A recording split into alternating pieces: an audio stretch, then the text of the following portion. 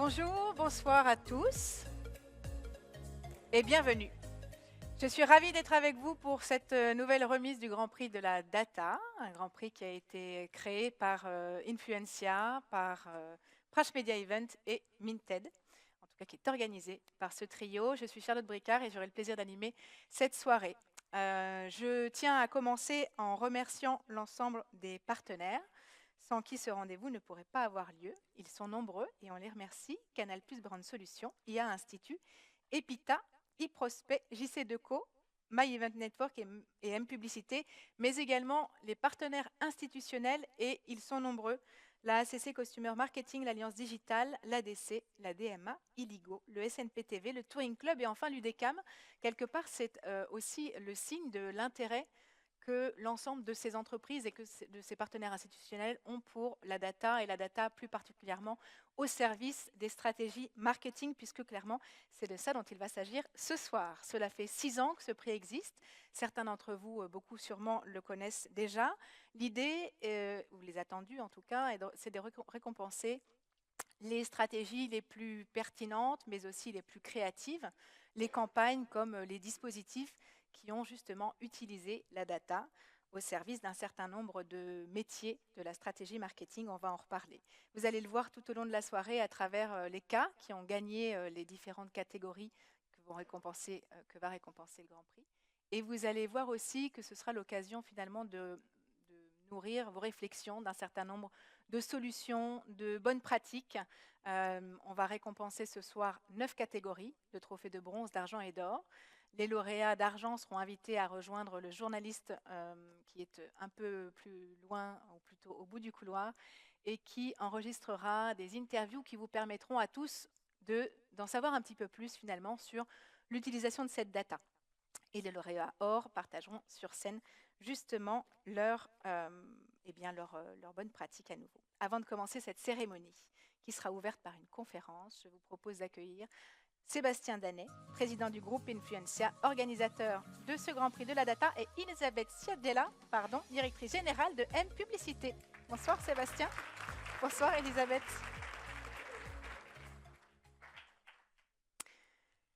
Elisabeth, d'abord merci de nous accueillir dans ce superbe auditorium et dans ce très beau bâtiment. Il faut que vous vous approchiez, me dit-on, de vos petites croix pour que ceux qui sont là et même ceux qui ne le sont pas puissent bien vous voir. C'est précis comme brief, mais c'est comme ça. Elisabeth, peut-être un petit mot sur la raison de l'association de M-Publicité à ce Grand Prix, justement. Eh ben, avec grand plaisir. D'abord, quand même, je vais dire bonsoir à toutes et à tous. Et puis, bienvenue dans cet auditorium du groupe Le Monde. Nous sommes absolument ravis de vous accueillir aux côtés des équipes d'Influencia, de Prash et de Minted. Et bien sûr aussi aux côtés des annonceurs, des agences, des partenaires technologiques, et puis des membres du jury et des participants et des candidats de ce Grand Prix. Alors, en effet, on est au sein du groupe Le Monde, donc je vais en dire en effet un tout petit mot, et puis en effet raccrocher avec ce sujet data. L'ensemble des marques du groupe, elles rassemblent chaque mois plus de 25 millions d'individus sur l'ensemble des supports. Bien sûr, ça en fait de la data à traiter en continu pour l'ensemble des équipes, et cela évidemment dans des objectifs de connaissance, des usages, des comportements des utilisateurs, et bien sûr aussi au service de la stratégie abonnement, qui est un des points importants de la stratégie du groupe. Alors, dans les autres points importants de la stratégie du groupe, il y a aussi les revenus publicitaires. Donc là, je vais parler bien évidemment au nom de M-Publicité que je représente. On a initié des sujets data en 2013, dès l'année 2013, pardon. Donc, c'est vrai on s'appuie sur les compétences de l'ensemble des équipes numériques du groupe, mais on s'appuie aussi sur nos propres compétences qu'on partage bien évidemment au sein de la régie, et notamment des équipes digitales de la régie. Et c'est vrai que cette data, on l'utilise bien sûr, on l'a mis au service de l'optimisation de l'expérience publicitaire pour les annonceurs et bien évidemment aussi pour les lecteurs. Pour conclure, parce que je crois qu'il ne faut pas que je parle trop longtemps, parce que vous avez tous très envie de entamer cette soirée. Je dirais que je crois qu'on va avoir la chance de parler de data au service de solutions, enfin au service en tous les cas de solutions marketing, mais ce qui est aussi intéressant et je pense qu'il va être très inspirant, c'est qu'elle va s'imbriquer avec des sujets techno, efficacité, créativité. Donc je pense qu'on va passer une très bonne soirée et je remercie aussi Sébastien de nous avoir donné l'opportunité de nous associer à ce Grand Prix. C'est la première fois qu'on est partenaire de ce Grand Prix et je crois que je te laisse la parole. Merci beaucoup. Elisabeth. Elisabeth. Sébastien, c'est le 6e du coup, 6e édition de ce Grand Prix. Absolument. Enfin, 6e avec un prix donc, qui évolue, qui a pas mal évolué cette année. On avait déjà remis à plat pas mal les catégories l'année dernière. Historiquement, c'était un prix qui s'appelait Data Créa, qui était très axé sur les relations entre la création publicitaire et la data, qu'on a fait évoluer vraiment sur la data au service de la stratégie marketing et au service de toutes les étapes de cette stratégie marketing. Et cette année, on a voulu s'associer vraiment avec tous les acteurs du secteur, tous les acteurs de la filière. Donc c'est pour ça qu'on travaille avec l'UDECAM, avec la ACC, voilà, avec le design, avec la DMA, avec le Turing et ainsi de suite. Ouais. Et on voulait vraiment embarquer tout le monde. Il y a le SNPTV qui est avec nous cette année sur la télé segmentée. On voulait vraiment embarquer tout le marché, toute la profession dans ce Grand Prix. De façon à ce que la data ne soit pas cantonnée uniquement à une catégorie ou un univers, c'est-à-dire soit le CRM, soit la créa, soit les insights. On voulait vraiment que chaque association nous aide à emmener la data sur son canal, ou en tout cas sur sa problématique. Et donc, résultat des courses, on est très content parce qu'on a eu plus de 50 dossiers, des dossiers très dense, et je remercie le jury parce qu'il fallait quand même digérer autant de dossiers. Donc c'est un énorme boulot. Et nous, on est très contents très content du palmarès, très contents évidemment d'avoir eu autant de dossiers. Et je crois qu'il y a toujours dans notre secteur des périodes de mode et évidemment, la data aujourd'hui est au cœur des problématiques et on le voit bien avec ce Grand Prix, on le voit bien avec le nombre de dossiers qu'on a reçus. Et je crois qu'on va le voir avec le palmarès, c'est-à-dire que c'est absolument crucial aujourd'hui. Et évidemment, tous les acteurs qui vont participer à la table ronde maintenant et qui vont recevoir le prix ne vont pas me démentir. Eh bien, merci beaucoup à tous les deux. Merci Elisabeth de merci nous recevoir et merci Sébastien de nous rassembler. Sébastien vient de le dire, on va commencer par écouter un certain nombre de membres du jury, interviewés par Nicolas James, qui est rédacteur en chef de Minted, que j'appelle Sur scène, pour animer une table ronde sur l'importance du contexte dans la performance publicitaire. Nicolas James, sous vos applaudissements, accompagné de Aude Marchand, directrice générale adjointe et Head of Data de eProspect, Sébastien Noël, directeur délégué activité programmatique, AdTech et monétisation d'M-Publicité, Emmanuelle Godard, directrice digitale data et innovation de Canal+ Brand Solutions, et Cyril Lucorne, directeur Insight Data et Marketing Offre de JCDecaux. On vous écoute. Merci Charlotte. Installez-vous. Alors c'est vrai que quand on parle de data au service du marketing, on a tendance à penser data utilisateur, cookie tiers, des choses un peu anxiogènes. Et c'est vrai que là, on a décidé de faire un petit pas de côté avec les panélistes pour vous évoquer une autre dimension finalement dans la data, c'est celle du contexte qu'on oublie parfois. C'est vrai que le contexte en télé, ça fait longtemps qu'on en parle. C'est un peu pareil en OH, dans le web. C'est un peu plus récent depuis qu'on nous a annoncé la disparition des cookies tiers. Et donc, on va parler de contexte au service de la performance publicitaire. Je vais commencer par vous, Emmanuel. Canal+ Brand Solutions s'est fendu en fait d'une étude en fait qui fait le lien entre justement le contexte dans le cadre duquel est affichée une publicité et son impact sur des items comme l'attention. Est-ce que vous pouvez nous expliquer peut-être déjà pourquoi est-ce que vous avez pris la décision de réaliser cette étude ? Alors, tout d'abord, effectivement, on est parti d'un constat qui est qu'aujourd'hui, finalement, en télévision, il existe très peu d'études qui mesurent l'effet du contexte. Donc, derrière l'effet du contexte, c'est notamment l'effet des programmes, par exemple, sur l'efficacité d'une campagne. Alors qu'en digital, ça fait quand même assez longtemps qu'on mesure cet impact. Alors que c'est une des clés du média planning. Aujourd'hui, en télé, on associe souvent quand même son spot à des programmes donnés, quand on fait du spot à spot.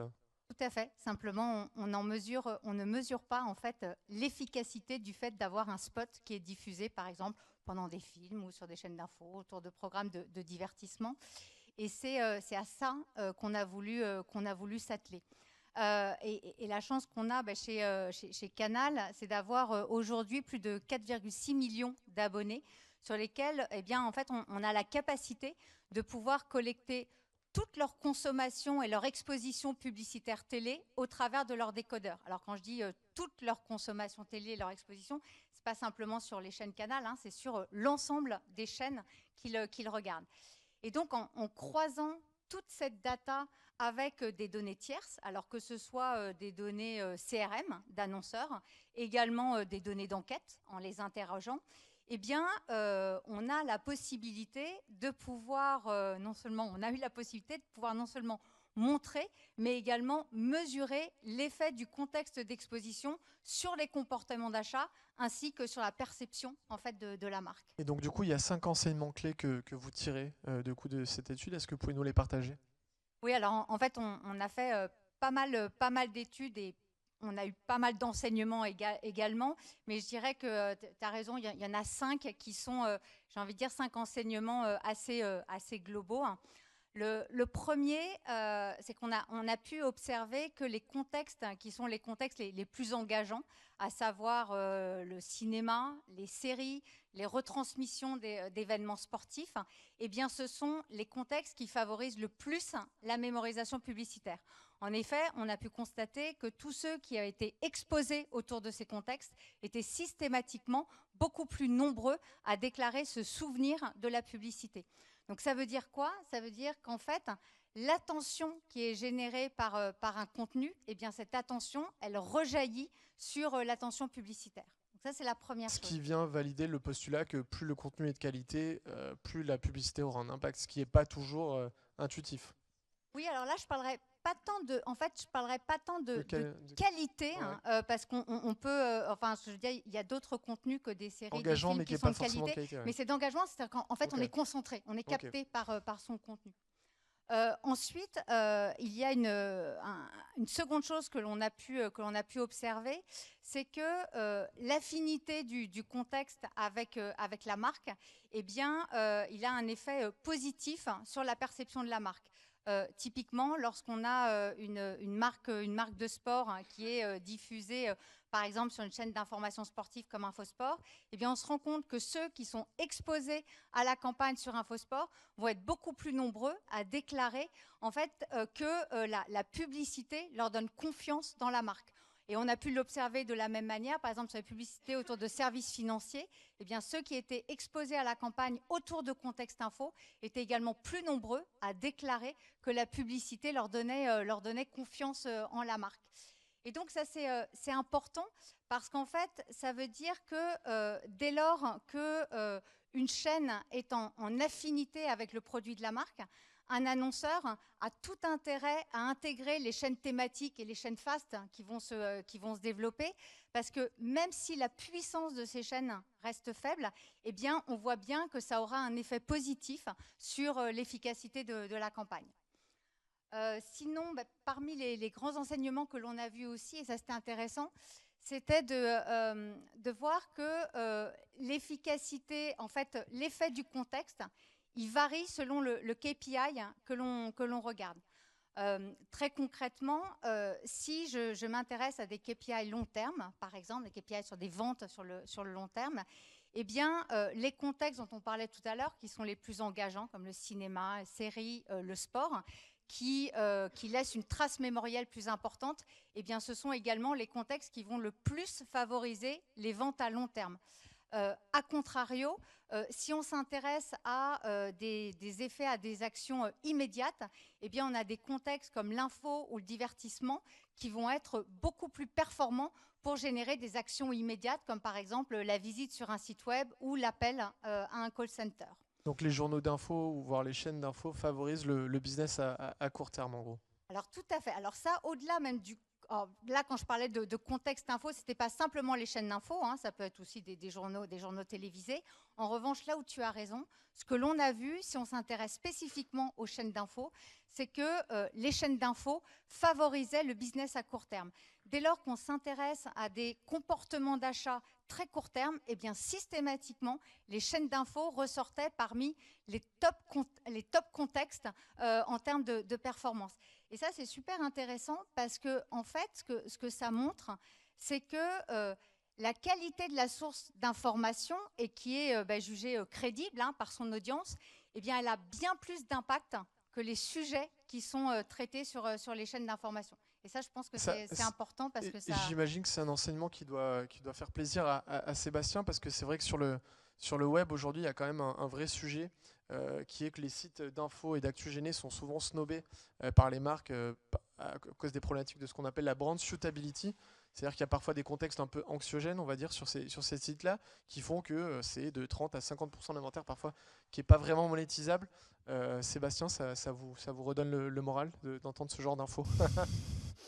Attends, ça me le redonne. Non, je l'avais toujours eu. Ah, Mais j'imagine bien. non, mais je pense que c'est très important de partager ce type d'information, en fait, qui est que c'est pas parce qu'on est sur un contenu news que c'est anxiogène, que c'est pas performant et qu'il faut pas aller communiquer dessus, et que remettre en avant la qualité du contenu qui est fait par des journalistes professionnels d'une information sérieuse, ce n'est pas forcément contre-productif avec la publicité.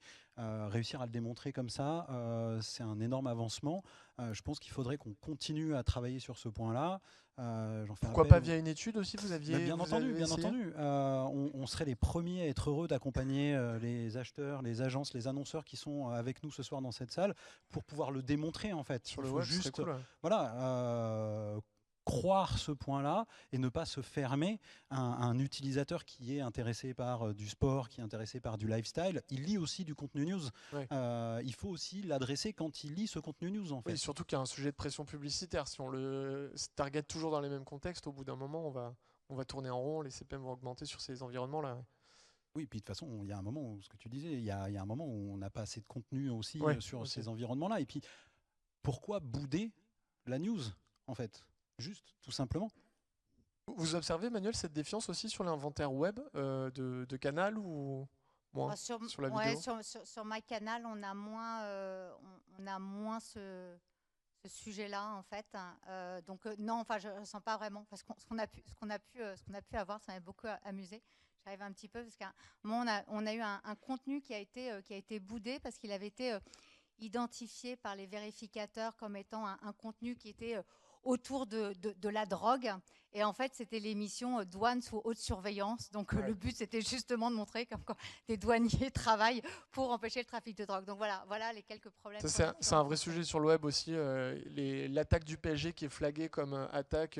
Ça a changé un peu parce qu'on m'a toujours dit ouais, les ad vérificateurs sont en train d'évoluer, plus d'intelligence, moteur sémantique et compagnie. Est-ce que, Aude, je vous vois non, faire mais de oui, la tête? Bah, forcément, c'est hyper complexe. C'est-à-dire que évident, la c'est fake sûr. news and co, on n'arrivera pas tout de suite, je crois pas. Mais en tout cas, je partage quand même le point de vue de Sébastien, c'est de dire qu'il faut quand même rester là assez humble et dire qu'il y a encore un partage à faire, une évangélisation autour de ces sujets, parce que la mesure, ça peut aider effectivement à faire prendre conscience finalement de cet inventaire web, de la news qui peut être important et intéressant et pourvoyeur de business finalement, et d'efficacité. Mais je pense qu'il y a encore beaucoup de travail à faire, donc tant mieux pour nous, agence, mais en tout cas, il y a beaucoup d'évangélisation encore à faire. Les mentalités, elles évoluent un peu quand même ou bof? Ça viendra, je pense, avec le temps. Ouais, et avec le temps, je pense que vu en plus le contexte actuel, c'est peut-être pas le moment où on va tenter des trucs aussi. Bah si, c'est le moment. Ouais. En fait, c'est le moment. Pourquoi? Parce que c'est Grand Prix de la data, donc on va pas se mentir. Il y a aussi une capacité de ciblage. D'accord. Avant, c'était simple. Il y avait des cookies third party un petit peu partout. On pouvait suivre ses audiences un petit peu partout et on pouvait aller les cibler là où on voulait, au meilleur moment, au meilleur endroit, au meilleur prix, etc. Bon, on sait tous, les cookies third party, ça devient un peu compliqué. Déjà plus sur Safari et Firefox. Voilà. Donc il y a un moment où il recommence à avoir cette relation un peu de plus one-to-one. Le contexte redevient très important. Faire du whitelisting plutôt que du blacklisting redevient beaucoup Ouais, ça remet du sens en fait. C'est vrai que c'est quand même compliqué quand on vient nous dire, quand on s'appelle le groupe Le Monde, que la news, on ne sait jamais où on est, que c'est pas brand safe. Enfin, moi, ce que j'aime dire à nos clients avec les équipes, c'est que Le Monde, c'est brand safe by design en fait. On peut pas dire que c'est pas brand safe. C'est une rédaction avec une conf de rédac, avec un responsable de rédac qui est responsable pénalement et juridiquement. C'est brand safe. La brand suitability, on pourra discuter, mais ce contenu de qualité, ce que tu disais un petit peu, il est là en fait. Donc c'est le moment justement où on a plus ces capacités de ciblage, de reparler de l'importance de ce contexte. Une question pour vous, Cyril. Est-ce que dans le OH, de l'affichage extérieur, il y a justement des contextes qui sont un peu plus difficiles à vendre que d'autres, dans les dimensions horaires, des zones un peu particulières? Je sais pas, vous avez, cette problématique-là aussi ou... Alors, on n'est pas du tout confronté au même sujet, parce que du coup, le média, il est un peu nativement contextuel, Ouais. puisque finalement, il est lié à là où les gens se déplacent, soit parce que ils vont faire du sport, ils vont au ciné, ils vont rentrer chez eux. Et donc, le contexte, il est natif de l'environnement. Donc, il n'y a pas cette notion de brand safety telle que tu l'exprimais, puisqu'elle est indirectement naturelle, elle est visible. Donc, cette notion de visibilité crée aussi cette notion positive. Et après, je dirais que le contexte, ce qui peut se passer, c'est que évidemment, si encore une fois, on a des stratégies où on veut cibler des jeunes et qu'on les cible dans des endroits où il n'y en a pas, forcément, C'est on n'est plutôt pas dans logique. le bon contexte, quoi. Donc c'est assez logique et on a pas mal de data, je dirais, environnementales qui permettent aussi de qualifier mieux les contextes et donc aussi de soit les cibler spécifiquement des lieux pour des contextes donnés qui peuvent être de nature très différente. Un contexte, c'est un événement. C'est un événement soit sportif, un événement culturel, c'est des zones où les gens se déplacent pour travailler, c'est tout ça en fait. Aujourd'hui, selon la cible que j'ai, on peut me proposer un média planning contextuel avec tels écrans plutôt que d'autres si je désire cibler telle audience ou on n'y est pas encore? Ah si, aujourd'hui on le fait. Alors, on a vraiment deux mécaniques. On a une mécanique sur la partie analogique qui est traditionnellement, par essence, à partir du moment où on a des gens qui vont aller afficher, donc on peut pas non plus, je dirais, d'une heure à l'autre changer toutes les approches, mais on est quand même aujourd'hui sur des dispositifs où on fait du ciblage par rapport à des profils de cibles données, comportementales ou simplement contextuelles en l'occurrence. Et évidemment, sur la partie DOH, on rajoute une couche supplémentaire qui est cette notion de flexibilité qu'on connaît très bien dans l'univers digital classique et qu'on est capable du coup de raccrocher sur cet univers DOH où, en plus du contexte environnemental, on va rajouter un contexte temps réel, à condition effectivement que cette donnée contexte temps réel existe. Et c'est là où ça devient intéressant, c'est que ce contexte en réel, cette donnée externe, elle peut même devenir déclencheuse. C'est ce que vous avez commencé à faire. Il y a un exemple de campagne avec Aven, où vous pouvez peut-être nous expliquer. En fait, ce qui est intéressant, c'est que du coup, la campagne ne s'affichait qu'à partir du moment où l'indice UV était supérieur à un certain chiffre que j'ai oublié, parce qu'on parle c'était de la crème solaire, si je ne dis pas de bêtises. Et là, ça commence à devenir des mécaniques intéressantes. Oui, en fait, la campagne, donc c'est une campagne qui a été faite en 100% programmatique en DOH. Et le schéma était, entre guillemets, assez simple. Il ne faut pas oublier que, par exemple, sur des campagnes OH, je reviendrai sur le cas Aven, mais on est capable depuis très très longtemps de faire les fameux bandeaux de repiquage où on est capable de dire, pour info, si vous voulez aller chez l'opticien le plus proche de ce panneau, c'est Monsieur Intel. Et donc c'est déjà une notion de contextualisation et d'un peu de triggering, une drive to store. Sur le cas Aven, on va avancer un peu plus loin parce que, on a effectivement la capacité d'aller cibler des lieux et donc des écrans sur lesquels on a une potentialité de trouver cette typologie de consommatrices de crème solaire. 2, on est capable d'aller chercher des écrans qui vont être plutôt plus proches des pharmacies parce qu'on sait que la marque elle est référencée en pharmacie. Et 3, effectivement, du fait de données de météo, que ce soit température, UV, éventuellement d'autres indicateurs, on est capable de dire à partir du moment où on dépasse ce seuil UV3, la campagne se déclenche. Et donc on empile entre guillemets ces couches de contexte, des contextes, je dirais, plus macro, jusqu'au contexte vraiment temps réel, que du coup le DOH et le programmatique permettent de faire. Vous avez pu isoler un écrément de business apporté par du coup ce triggering sur les indices? Alors sur Aven, l'enjeu, c'était surtout un enjeu de notoriété qu'on a effectivement mesuré à travers cette campagne-là, où il y a eu un bénéfice, je dirais, en termes d'image et de notoriété de la marque, qui était de plus 12% post-campagne par rapport à du avant-campagne, donc était assez significatif. Ouais. Et on peut peut-être dire, ça pourrait rejoindre un peu l'étude d'Emmanuel, que les gens sont peut-être plus attentifs à une pub pour la crème solaire quand il fait chaud en fait. Bah oui, indirectement, oui. C'est un peu ça, quoi. C'est que c'est un peu. Alors ça paraît évident, mais c'est vrai qu'il y a un moment, ça fonctionne mieux, quoi. Et d'autant plus si c'est au bord de mer et pas voilà. Aude, une petite question pour vous. Donc chez Prospect, vous faites des campagnes aussi évidemment en DOH et vous me disiez que vous, cette approche contextuelle, c'était aussi s'appuyer sur l'historique en fait. C'est quelque chose qui est trop souvent oublié dans notre univers. On a tendance à payer très cher pour acquérir des nouvelles datas et on les utilise en one shot et derrière on n'en fait plus grand chose. Sur le DOH, justement, ce que vous aviez mis en place, c'est une dynamique où vous utilisiez un historique de campagne pour être capable justement de trouver les meilleurs contextes à adresser. Est-ce que vous pouvez nous expliquer un peu la démarche ? Historique de campagne et puis même des segments d'audience géolocalisée avec un partenaire qui s'appelle AdSquare sur le marché et qui nous a permis justement de faire du reuse de ces segments d'audience en touchant en fait les personnes sur la radio. Et en fait, pour moi, ça c'est des choses qui sont pas communes en fait. C'est vrai que c'est pas des mécaniques, en tout cas, qui sont. Juste peut-être pour expliquer, parce que c'est peut-être pas assez explicite. Donc vous avez fait un spot radio.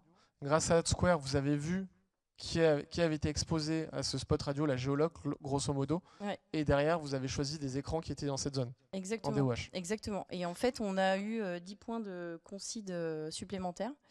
Et encore une fois, voilà, c'est des mécaniques qui sont pas utilisées très fréquemment. En tout cas, c'est pas quelque chose qui est pris en compte dans les stratégies, je trouve, aujourd'hui médias des clients et même au niveau des agents. Je pense qu'on pourrait être plus pushy en fait sur une réutilisation intelligente, on va dire, de cette donnée qui, ma foi, coûte assez cher, ouais. Voilà, et qui d'ailleurs on nous demande systématiquement de rendre aussi cet achat de data rentable. À un moment donné, il faut quand même aussi pouvoir penser à l'historiser, l'exploiter et pouvoir aussi en tirer des enseignements intéressants tout au long plutôt d'une année versus un one-shot. Et puis c'est plus vertueux aussi d'un point de vue un peu carbone finalement. Ah, exactement. Alors là, en plus, ça coche toutes les cases, à là. Madame Data responsable. Non, mais c'est vrai que c'est très important effectivement de repenser un petit peu cet usage-là. Et moi, je trouve que c'est pas encore assez déployé. C'est pas des piliers stratégiques que je vois dans les entreprises qu'on accompagne aujourd'hui et je trouve ça assez dommageable. Ouais, c'est sûr qu'on est un peu comme à l'époque de la révolution industrielle. On était dans une phase où on avait plein de données, on se disait qu'on allait amasser le plus possible sans trop savoir ce qu'on allait en faire. Et peut-être qu'aujourd'hui, c'est le moment de se poser la question un peu de la rationalisation de tout ça. Est-ce que j'en ai vraiment besoin ? À quoi ça va me servir ? Un petit exemple, rien que dans la collecte, en fait, entre la collecte via serveur, les data layers, d'autres outils, les TMS & Co.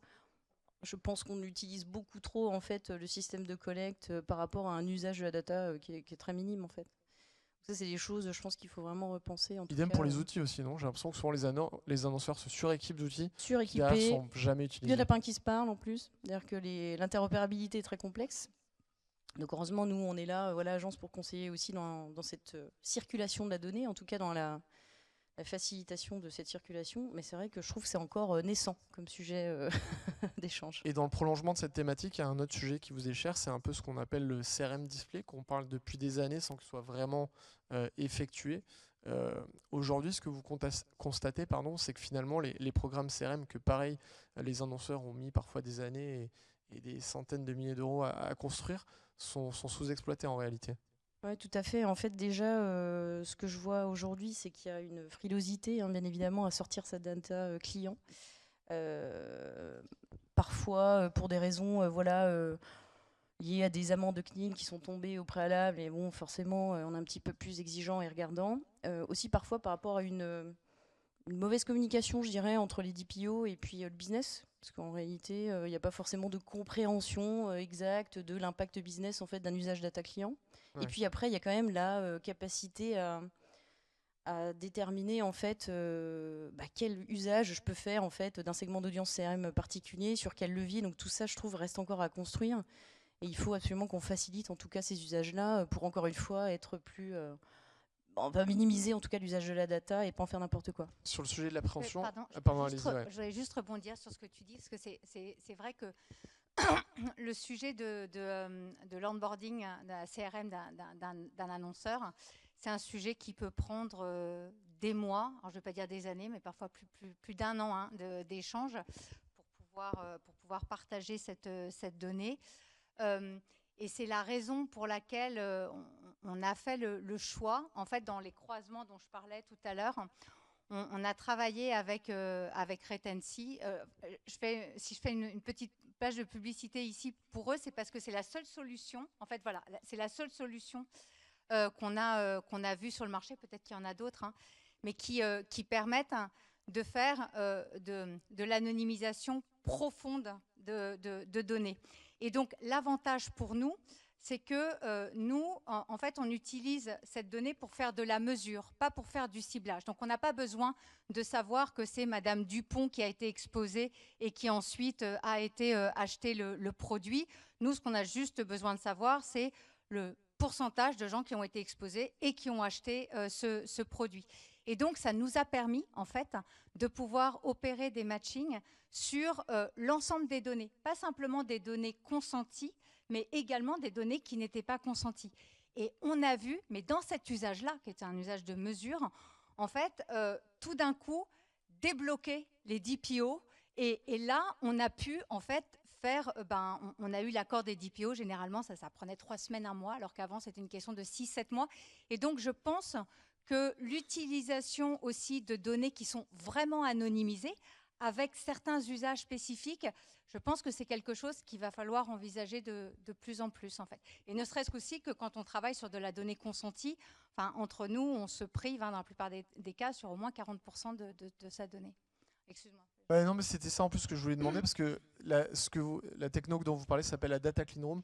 Et justement, je me demandais si les Data Clean Room avaient un peu cassé ces appréhensions des annonceurs, du coup.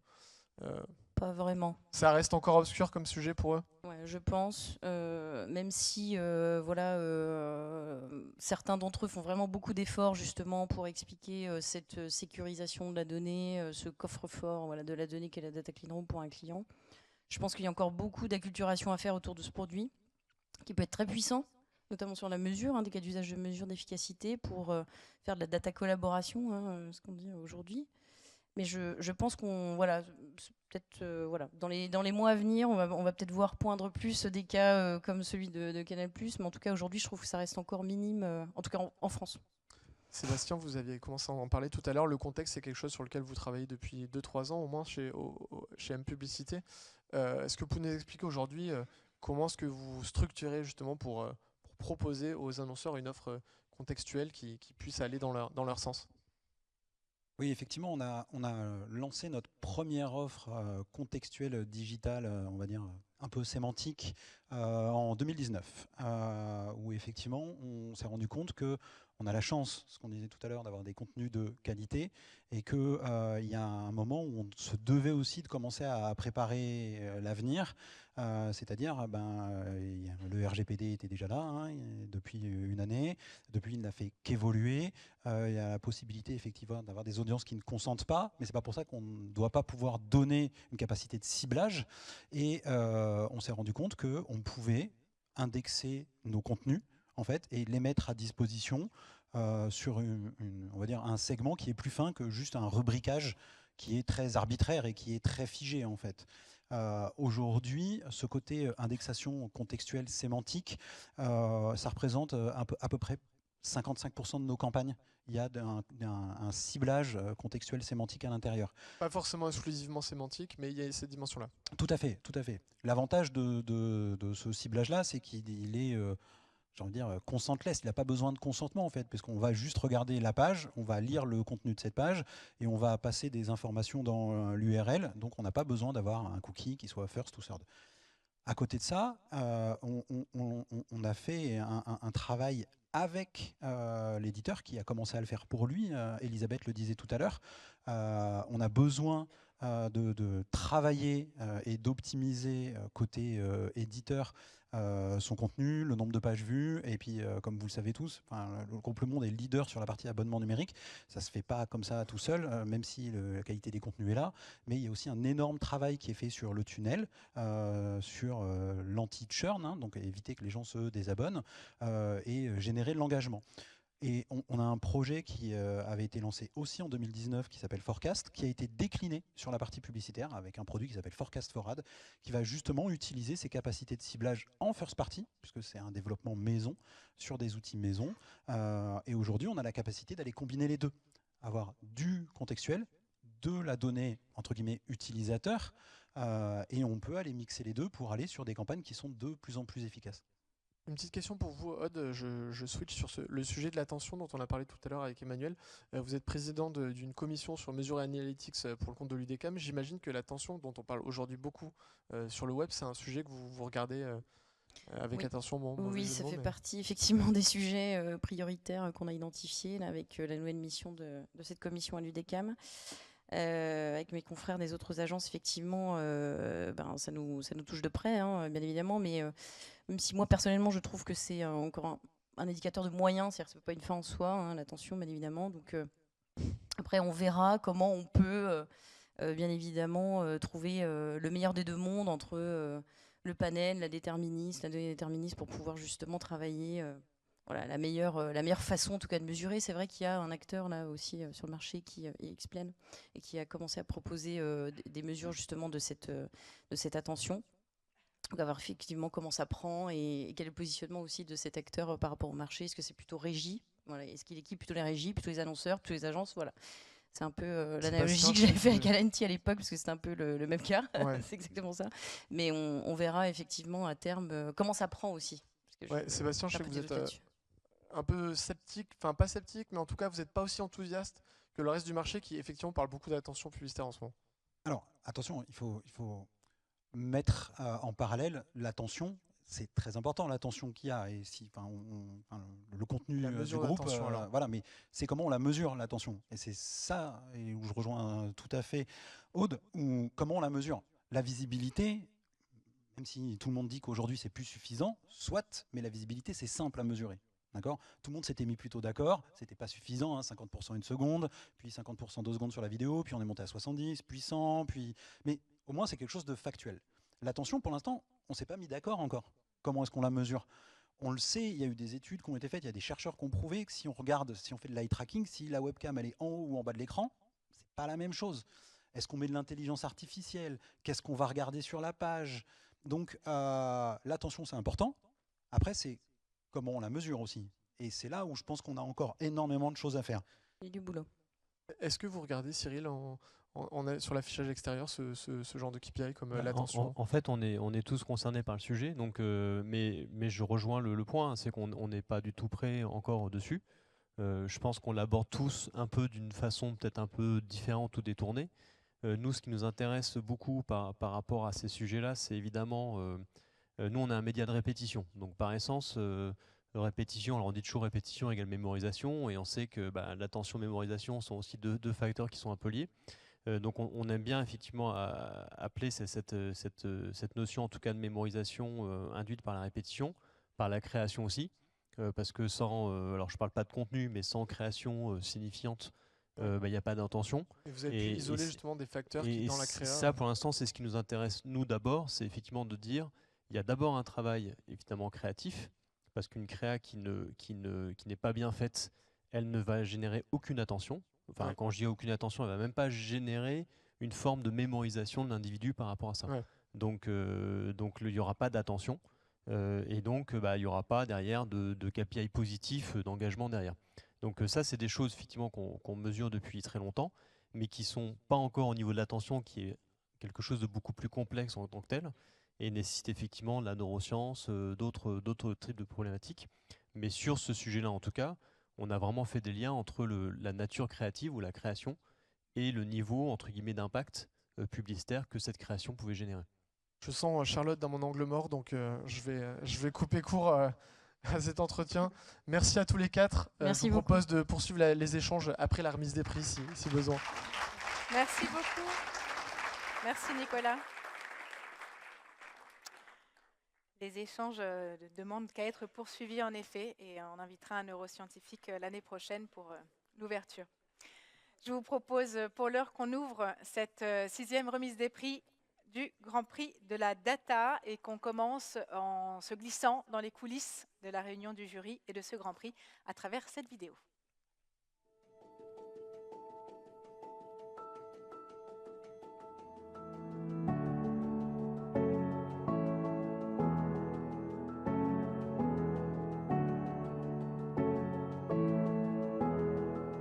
Bonjour, je suis Emmanuelle Prache et je suis ravie de vous accueillir pour la 6e édition du jury du Grand Prix de la Data.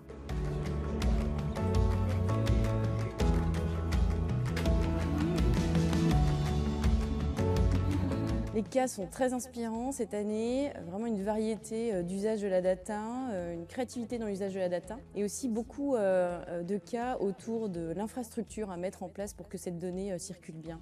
Les cas sont très inspirants parce que tout l'écosystème digital ou média ou la communication est en train de changer, notamment avec l'arrivée, la montée en puissance de l'intelligence artificielle et puis la data. Un vrai plaisir de pouvoir évoquer la cinquantaine de dossiers qui étaient proposés. Difficile de temps en temps de trouver un dossier qui ressort du lot tellement la richesse et la qualité des dossiers étaient importantes.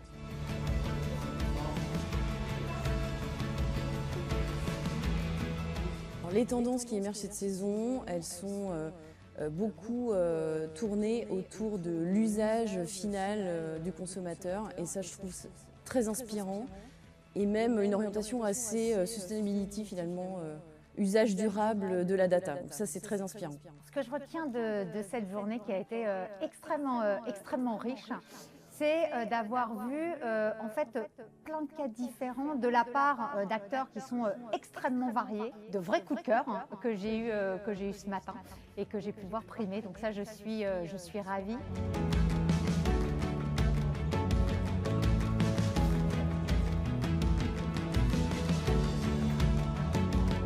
La combinaison de data entre elles, la capacité à faire converger différentes sources de données entre elles et les activer idéalement. Donc vraiment des cas très innovants sur tous les aspects et des vrais coups de cœur.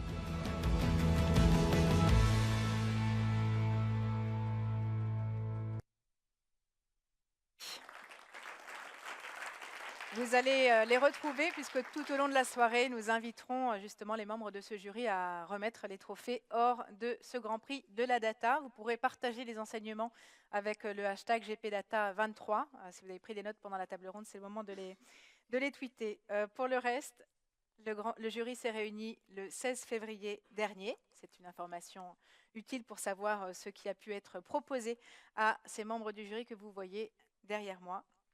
Peut-être qu'on peut recevoir sur ce plateau, pour commencer, les coprésidents de ce jury. J'invite donc sur scène Stéphanie Sabourin, directeur Consumer Engagement chez Disneyland Paris, et Sébastien Noël à nouveau, toujours chez M Publicité. Bonsoir à tous les deux. Ah, il n'y a plus de micro. Ah si, il y a des micros. Je le passerai 1, après. 2. Bon, alors tout Il n'a faut se pas mettre été sur les dit croix, c'est ça? forcément. Oui, c'est ça, c'est les petites croix. C'est bien, en plus on retient. Ça fait très Disneyland, les petites croix aussi. Oui, c'est vrai. Je ne suis pas dans le parc, en fait. Qu'est-ce que vous avez retenu, vous, de ce jury à titre personnel, sans rien dévoiler du palmarès?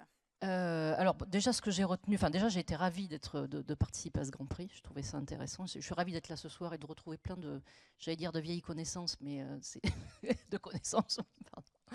Et ravie de coprésider aussi avec Sébastien le Grand Prix. C'est vrai que c'était, j'ai pas quelque chose que je retiens. Enfin, ce que je retiens, c'est l'innovation, la pertinence stratégique des cas, la façon dont... déjà, le fait qu'il y ait autant de cas, c'est déjà, je trouve, hyper positif pour le marché. Le fait qu'il y ait autant d'innovation, que les gens s'intéressent à ces sujets. Et ce que j'ai trouvé bien aussi dans la façon dont on a pu analyser ces cas, c'est le fait qu'on soit pluridisciplinaire et qu'on ait à la fois des gens originaires, annonceurs, médias, agences de tous bords, ce qui nous a permis d'avoir justement cette vision pour analyser les cas. Et je pense... l'idée, c'était de les analyser au plus juste, en fait, de revoir la pertinence. On s'est reposé pas mal de questions sur la pertinence stratégique. On s'est reposé des questions sur l'innovation. On a eu des grands débats sur l'innovation. Ouais. Parce que je pense que souvent, on se dit l'innovation, c'est facile. On la voit aussi beaucoup sur le papier. Mais quand on a besoin de la mettre en œuvre, c'est une autre histoire. Et c'est beaucoup plus complexe. Donc, j'allais dire, il faut être assez humble par rapport à l'innovation sur la data.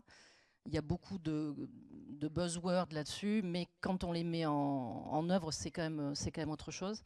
Et puis je dis, je ne sais pas si peut-être Sébastien, tu veux. Je sais que tu aimes bien me parler. Pendant les débats, on a pu s'en rendre compte. Non, mais Sébastien, par exemple, on vous a entendu dans la vidéo dire que ça n'a pas toujours été facile de trouver un lauréat. Est-ce que c'est parce qu'il y avait beaucoup de propositions qui étaient finalement assez homogènes dans la qualité de la façon dont a été travaillée la data, ou c'était autre chose? Alors, tout d'abord, oui, la qualité était vraiment là dans tous les dossiers qui étaient présentés. Et ce qui était vraiment intéressant, c'est autant la diversité des familles de dossiers qu'on va pouvoir voir tout à l'heure, que la diversité des jurys, en fait. Et donc, on avait tous, chacun, notre appréhension de la data, notre façon de réagir au traitement de la data, selon les profils des uns et des autres. On n'était strictement pas tout le temps d'accord, ce qui a du coup amené du débat, ce qui a été vraiment riche. Je vois Il y a eu quand même, la plupart du temps, un consensus quand même sur les grands prix. Oui. Okay.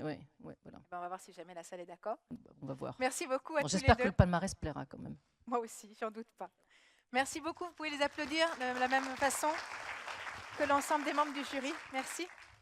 Et on va commencer tout de suite avec la première catégorie, la catégorie Product Design. Dans cette catégorie, 3 prix ont été attribués. Il s'agissait ici de juger donc de l'utilisation innovante de la data au niveau de sa collecte et ou de son analyse pour à la fois inspirer, concevoir ou même améliorer des produits ou services donc existants ou non. Le prix bronze de cette catégorie est attribué à Hyundai, Havas DBI et Havas Media pour les potentiels acheteurs, une analyse qui était basée sur la navigation web qui s'appuyait sur la théorie des graphes et le temps passé de chaque session utilisateur. On peut les applaudir, c'est le premier trophée de cette soirée. Le prix argent de la catégorie Product Design est attribué à Edenred pour TED, l'assistant virtuel intelligent des gestionnaires de flotte de véhicules. Et j'appelle sur scène pour récupérer ce prix Andrea Lachapelle, Chief Data Officer d'Edenred, et Alexis de Romanet, Chief of Staff d'Edenred. C'est le premier prix argent.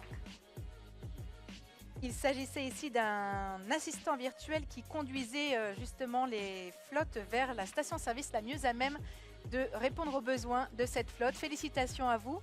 Je vous laisse regarder le photographe Alexandre qui est là et rejoindre le journaliste qui vous attend au bout du couloir pour que vous racontiez tout ce cas. Bravo pour ce prix. Vous pourrez donc retrouver les détails de cette activation dans quelques jours. Pour l'heure, je vous propose qu'on découvre le prix hors de cette catégorie et j'appelle pour ce faire Delphine Doge, Managing Director chez SDK et présidente de l'ADC, partenaire de cette première catégorie. Delphine Doge.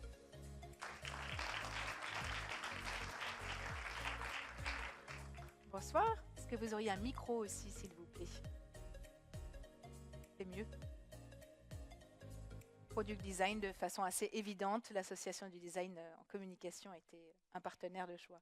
Voilà, c'est toujours intéressant parce qu'évidemment, il y a tout l'aspect data qui nous intéresse, mais derrière la data, c'est quelle est l'utilité. Et à travers ça, le produit est extrêmement intéressant à mettre en avant. Donc, c'est ce qui nous a un petit peu motivés dans cette remise de prix. Il y a eu pas mal de débats. Et puis, finalement, on s'est dit que l'utilité, la brand utility était extrêmement importante. Et c'est comme ça qu'on a été amené à choisir le lauréat. Ce lauréat. Qui est Alors, le lauréat... Je vous aide peut-être, oui, je pense, sauf si vous l'avez de tête. Ouais, bah alors, voilà. Je l'ai de tête. Je l'ai de tête. C'est le projet d'information voyageurs affluence Transilien pour voyageurs SNCF. Et j'appelle sur scène Swazik Gohagen, directrice du programme Affluence Transilien SNCF Voyageurs, et Catherine Guillaume, directrice adjointe information Voyageurs Transilien SNCF. Bravo à vous. Bonsoir. Alors, moi, j'ai une première question. Hein. Bravo. D'abord, on a un contexte formidable. Formidable. Voilà. Mettez-vous sur la petite croix, s'il vous plaît. Pardon. Je vais avoir 2 questions à vous poser. La première, c'est évidemment comment vous êtes arrivé à mettre en place cette data qui est vraiment enrichie et qui nous a intéressés dans la façon dont vous aviez envie. Mais alors, en ce moment, plus particulièrement avec la grève, alors comment vous gérez ça? Voilà. C'est pas sympa. Bravo à vous. C'est normal, c'est facile. Vous allez nous raconter ça et on va quand même se délecter. Oui, tout à fait. D'abord, merci. Je me sens un peu encombrée, mais... Vous voulez que je les tienne? Je vais vous les prendre. Alors, d'abord, oui, merci. Je pense que c'est un vrai plaisir pour toute l'équipe, en tout cas, qui a travaillé à ce projet, qui est très investie et mobilisée, et très orientée client, justement, sur l'utilité, en tout cas, de ce service et l'exploitation de la data dans ce sens. Donc, l'idée, effectivement, c'est d'informer nos clients sur l'affluence à bord de nos trains en temps réel. Alors comment on fait? On a des petits capteurs au-dessus des portes de certains matériels, en tout cas de 50% du parc qui circule sur le réseau transilien, et qui nous permet de récupérer en temps réel le nombre de montants, de descendants, et de ramener ça à la capacité de chaque voiture. Donc je vois Mathieu ici qui travaille beaucoup sur l'amont de la chaîne, en tout cas, qui alimente nos écrans, voilà, qui récupère toute cette data, et ensuite on va la transformer effectivement au niveau d'affluence pour que ce soit utile et exploitable par nos clients. Donc voilà, en période de grève, effectivement, alors soit on a des journées où finalement c'est calme parce que les clients se préparent et sont en télétravail, soit c'est effectivement tout l'intérêt de leur afficher pour essayer en tout cas de mieux répartir les clients inquiets, d'éviter le risque de sécurité de trop de monde, qui peut parfois entraîner des accidents de personnes. Voilà, donc il y a une vraie utilité, bien sûr, d'un point de vue, on va dire, confort, si nos trains ne sont pas trop chargés, d'un point de vue sécurité, si les quais sont fortement bondés, et puis aussi d'un point de vue régularité, parce que si on arrive à mieux répartir nos clients sur l'ensemble du quai, faire en sorte qu'ils se positionnent plutôt sur une voiture moins chargée, eh bien le temps de stationnement de nos trains est moindre aussi, et donc ça permet d'avoir une meilleure régularité. Voilà, donc, qu'est-ce qui vous a fait pencher pour ce dossier? C'est vraiment l'utilité, c'est-à-dire se dire que la data est utilisée d'une façon novatrice avec ces caméras dont vous parliez, et puis la façon dont elle rend vraiment service. Alors quand les trains roulent, évidemment qu'il n'y a pas de grève, mais vraiment bravo. Certains trains roulent. Je vous propose d'échanger chacune un peu comme ça. Voilà, et moi je prends vos micros, ça vous dégage un petit peu les mains. Et Alexandre, tout le monde est... On peut les applaudir encore une fois. Merci beaucoup. Félicitations.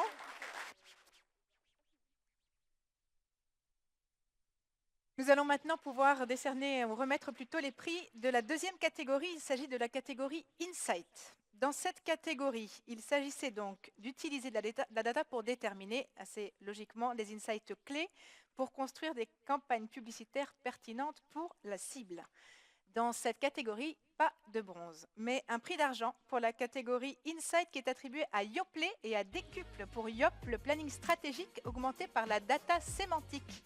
Une étude consommateur avec détection d'insight pour partir à la reconquête des ados. Et pour recevoir ce prix, j'appelle sur scène Thomas Zavrosa, directeur associé en charge du planning stratégique de l'agence Décuple, et Amanda Tetio, responsable Consumer Insight chez Yoplait.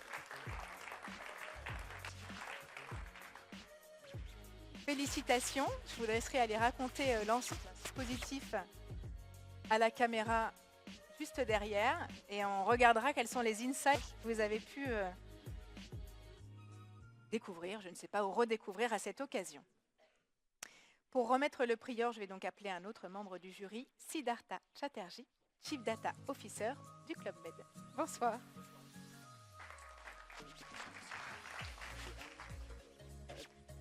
Alors, il se trouve que dans cette catégorie, il n'y a pas un, mais deux prix or. Donc peut-être en préambule, et sans rien à nouveau dire de trop éloquent ou trop précis, pourquoi est-ce qu'il y en a eu deux? Parce que tous les deux étaient formidables comme projet, et on avait vraiment du mal à choisir entre les deux. Okay. C'était des sujets en fait qui, je trouvais, une vraie utilisation de la data au service du client, au service d'une problématique, avec l'utilisation des technos aujourd'hui qui prennent plus d'ampleur comme des chatbots, etc. Ouais. Mais vraiment ciblé en fait à partir des insights vers une solution, et ensuite aussi le mesure, tout ce qui est mesure était très fort. Ok, ben on découvre tout de suite le premier d'entre eux, donc le premier prieur de cette catégorie Insight. Et du coup, le premier d'or est attribué à la direction des ressources humaines de l'armée de terre et à iProspect pour Chatbot Optimizer. J'appelle Elisabeth Crane, responsable Data List Prospect. No Moissou Mila, responsable stratégie de communication au recrutement de l'armée de terre. Bonsoir. Et félicitations. Bonsoir. Alors, peut-être en introduction, Siddhartha, dans ce cas précis, qu'est-ce qui a plu au jury? Qu'est-ce qui a légitimé ce prix?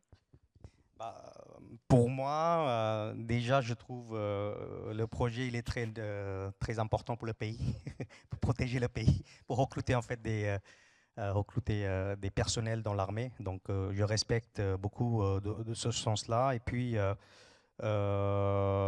justement, l'utilisation de ces nouvelles technologies comme traitement de langage naturel, chatbot, etc. Je trouve très très novatrice dans un domaine comme le militaire. Merci Arnaud, la genèse de ce chatbot, justement, comment est-ce que s'est construit cette histoire? Comment est-ce que vous avez mis en place ce système? Merci pour votre question et d'abord merci pour ce prix. On est très honorés. Alors on est très honorés parce que finalement c'est aussi une belle collaboration que nous faisons avec eProspect, voilà, qui nous accompagne et nous conseille au quotidien.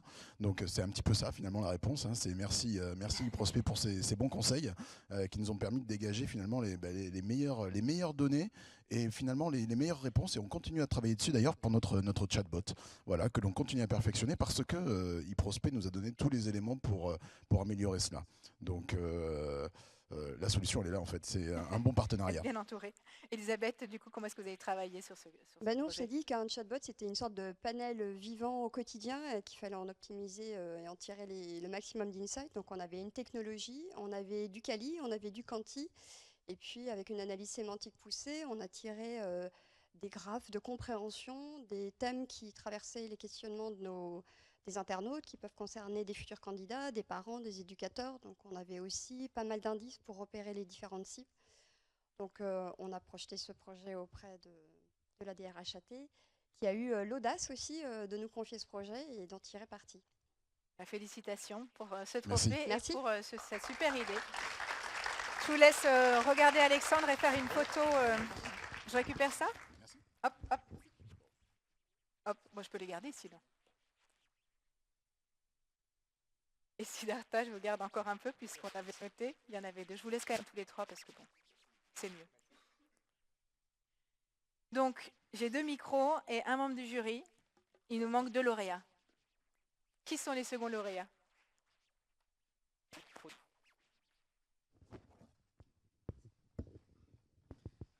Le second lauréat, c'est dans la catégorie Insight, c'est Orange pour Bot Response to Message in a Bottle. Et j'appelle sur scène Paul Tavenot, lead data scientist d'Orange, et Jérôme Cadou, manager data science, expérience client chez Orange également. Bonsoir. Tenez. Tac. Félicitations. Un bot, du coup, mais pas de chat. Merci. Siddhartha, peut-être un mot déjà pour expliquer le choix du jury et pourquoi ce deuxième trophée or. Choix de jury, je viens de dire, et le sujet, si je me souviens bien, c'était traitement des pain points des clients, des emails, etc. Et puis adresser ces points plus rapidement possible via un chatbot que je trouve exceptionnel, surtout pour une entreprise comme Orange qui reçoit énormément des demandes. Donc, je vais utiliser le mot l'audace à nouveau en fait, avoir l'audace de lancer tel projet au service de clients que je trouve brillant. Et là, l'enjeu, c'était clairement la personnalisation dans les réponses apportées, dans les recommandations faites par le bot, c'est ça? Oui, c'est exactement ça. En fait, on utilise des algorithmes d'IA pour détecter en fait les pain points des clients et derrière pouvoir router un message personnalisé et les router après vers le bot pour solutionner ce problème-là. Et les résultats, du coup, est-ce qu'on peut en parler? Les résultats, c'est une mise en place progressive. On essaye d'élargir la solution à tous les cas éligibles où on a une réponse entièrement automatisable. Mais bien au-delà de ça, en fait, ce qu'on cherche à faire avec ces solutions automatisées, c'est dégager du temps de nos conseillers pour permettre, lorsque le client n'est pas digital, lui donner la possibilité d'être contacté par un conseiller qui va répondre à ce message. Donc on a appelé Message in a Bottle parce que ce sont des fois des traces qu'on a dans les sondages ou dans d'autres traces écrites laissées par les clients, de clients un peu désespérés et qu'on va récupérer grâce à ces solutions automatisées. On a tous vécu ça. Quand le L'idée étant telco de faire de opérateur vos répond clients des pas. ambassadeurs, Des ambassadeurs et des promoteurs, oui. et des promoteurs. Puisque lorsqu'on récupère ces situations, les clients sont très surpris et du coup, on les transforme de détracteurs très fermes à promoteurs. Donc il faut les oublier un peu pour aller les récupérer, comme ça ils sont C'est flattés. une façon de faire, voilà, c'est une façon de faire. Moi, j'ai juste une question. Parce que le projet a l'air très ambitieux, et quels sont les challenges en fait que vous rencontrez dans la mise en à œuvre grande échelle? Le premier challenge, c'est de détecter tous les pain points des clients. Parce qu'en fait, donc nous, c'est une solution qui est multi-sondage, donc qui s'adresse à je crois, une cinquantaine de sondages, qui pourrait être déployée sur une cinquantaine de sondages qu'on a à Orange. Et du coup, il faut avoir tous les modèles qui soient capables d'identifier un peu les différents points de douleur sur ces différents sondages. Félicitations en tout cas pour Merci. ce trophée. Je vous laisse prendre une photo avec Alexandre. Voilà, je récupère les micros. Je les garde.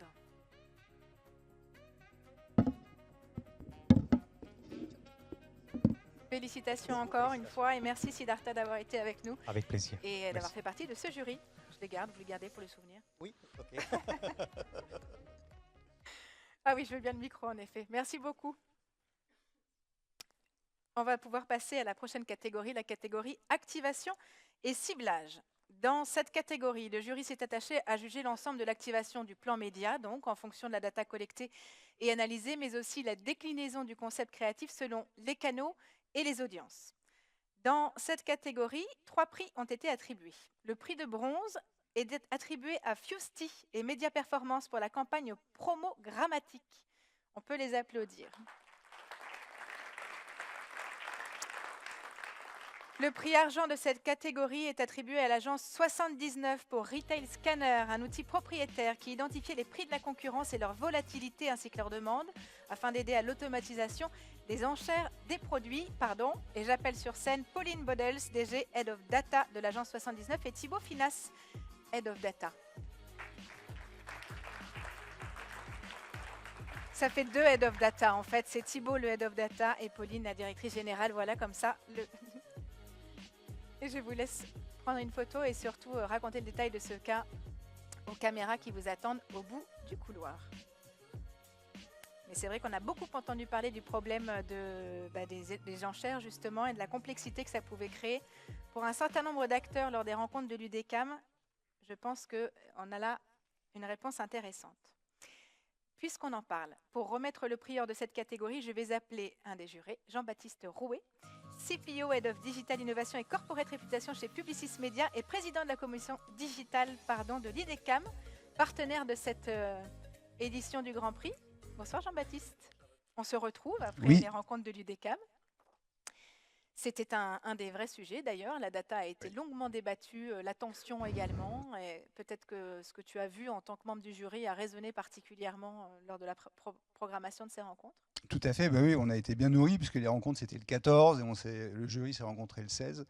Alors même si c'est le quotidien, pour le coup cette catégorie est une catégorie qui est un peu évidente dans un Grand Prix de la data puisque activation et ciblage ça va de pair depuis que le programmatique est là, mais même avant, même dans d'autres médias. Et effectivement on a une catégorie très riche, beaucoup de cas très intéressants, on a beaucoup débattu, on a passé pas mal de temps sur cette catégorie, mais le classement s'est fait assez naturellement. En essayant de prioriser, de prendre du recul sur l'usage de la data, puisque encore une fois c'était assez évident, et d'essayer de trouver les cas qui remplissaient le plus de critères par rapport à notre grille de notation, et pas simplement activer de la data pour la data, prendre du recul par rapport au message, qui peut être séduisant, mais il ne faut pas oublier qu'on juge encore une fois l'activation de la data. Ouais. Et donc la part des choses. Donc ce Grand Prix a réuni ces conditions. Quel est-il ? Alors... plus court que ça, mais je vais tout vous lire. Donc, le prior dans la catégorie activation et ciblage est attribué à Bouygues Telecom, Blue 449, Hawk et BETC pour solutions smartphone durables. Et j'appelle sur scène William Algan, directeur général de Blue 449, Thibaut Cuisinier, directeur de projet de BETC et Juliette Sera, sales manager chez Hawk. Félicitations à vous trois et à tous ceux qui ont... Bonsoir.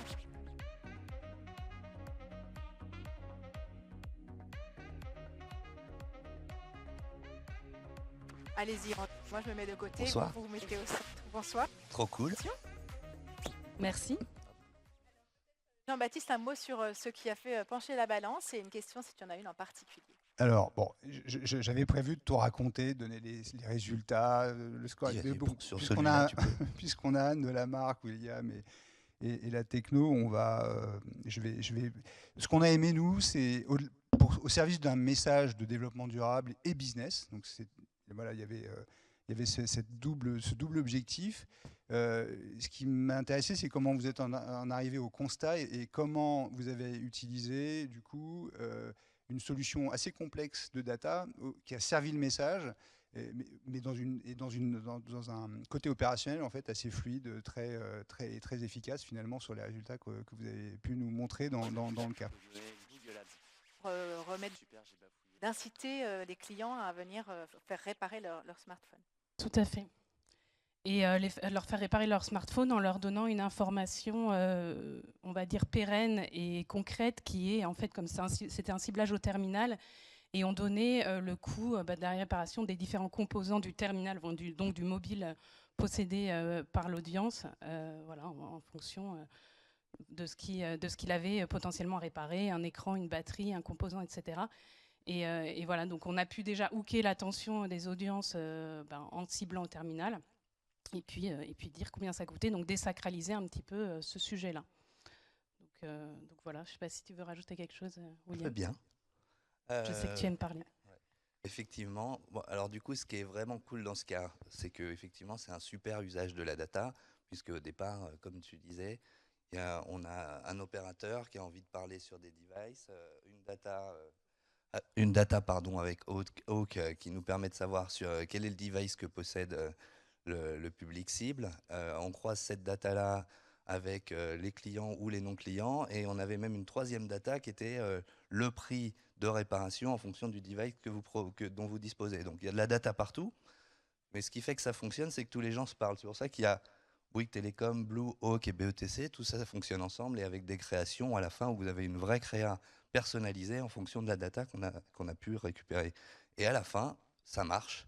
Parce qu'en termes de mémorisation, c'est 20% de plus de mémo par rapport à des personnes à qui on aurait affiché un message sans cette data et donc pas personnalisé, et 10% plus d'intention sur de l'achat. Donc voilà, et on en revient la boucle est bouclée. En table ronde tout à l'heure sur l'importance à la fois de la création et de cet alliage entre l'ensemble des parties prenantes. Félicitations. Merci. Merci beaucoup. Je prends vos micros et je vous laisse prendre une photo si vous voulez bien. Prenez une photo et je reprends vos micros.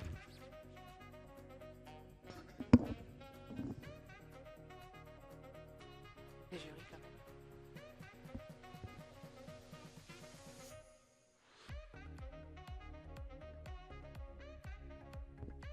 C'est dans le champ. Je réfléchis pas toujours. J'arrête. Je vais rester assise pour la suite. Là. Donc, la suite, on le disait, c'est la 4e catégorie et c'est la catégorie CRM. Dans cette catégorie, l'idée était de juger le dispositif de relation client mis en place pour augmenter à la fois la qualité des services, la fidélisation des clients, l'amélioration de l'image, la préférence de marque ou l'augmentation du ROI. Dans cette catégorie, le prix bronze est décerné à Numberly et Yves Saint Laurent Beauté pour engager les consommateurs à travers une expérience utilisateur haut de gamme sur un canal innovant, le RCS. Nous pouvons les applaudir. Merci pour eux. Le prix argent est attribué à Orange pour Perso Reco, une transformation globale de la stratégie d'adressage client grâce à un modèle centré client. Et pour recevoir ce prix, j'appelle sur scène Simon Texier, Product Manager personnalisation et recommandation chez Orange.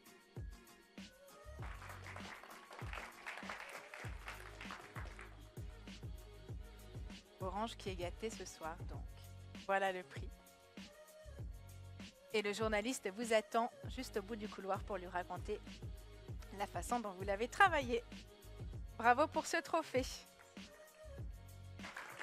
Je vais appeler à me rejoindre Cyril Hucorn, directeur Insight Data et Marketing de l'offre de JC Deco, fervent défenseur de la création et membre du jury.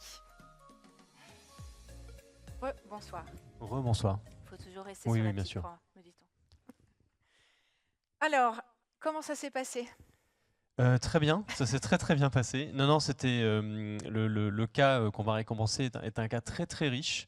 Et il a, je pense que de mémoire, il a fait l'unanimité dans sa catégorie en tout cas, Immédiatement, ok. et assez immédiatement. Et ce qui nous intéressait vraiment, c'était le fait qu'il ait embrassé le CRM dans toute sa dimension. C'est de comprendre finalement quel est le sujet au départ et trouver la façon d'optimiser un processus, parce que le CRM c'est un processus, il n'y a jamais en soi un début, une fin.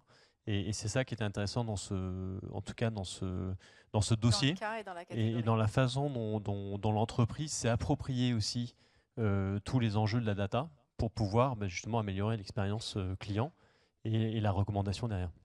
Alors, le lauréat or de la catégorie CRM du Grand Prix de la Data 2023 est... Ça ne veut pas sortir. Je peux tenir les micros, je fais ça très bien. Non. Donc le lauréat, c'est Toyota Financial Services et Wunderman Thompson pour parcours CRM onboarding Toyota France Financement.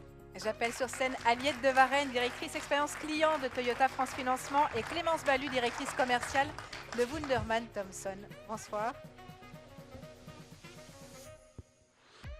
Et félicitations. Merci, merci beaucoup.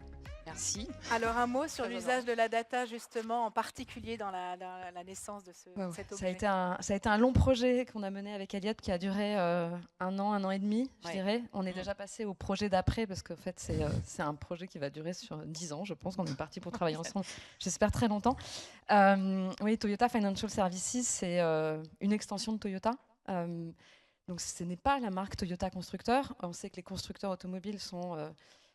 attentifs à la relation qu'ils entretiennent avec leurs clients, moins quand il s'agit des sociétés de financement et de financement automobile. Donc l'arrivée d'Aliette a mis un peu un coup de pied dans tout ça quand elle est arrivée chez Toyota Financial Services, puisque ils ne travaillaient pas du tout l'expérience de leurs clients. L'expérience était catastrophique. Vous aviez pas j'exagère un peu. Presse, en fait.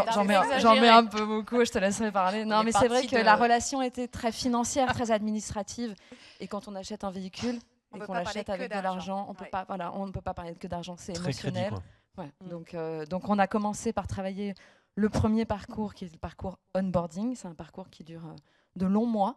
Ouais, qui est un parcours qui dure 1 an et demi, donc c'est un vrai parcours CRM. Effectivement, on utilise la data tout au long de cette expérience que vivent les clients avec la marque. Et tout ça, c'est parti.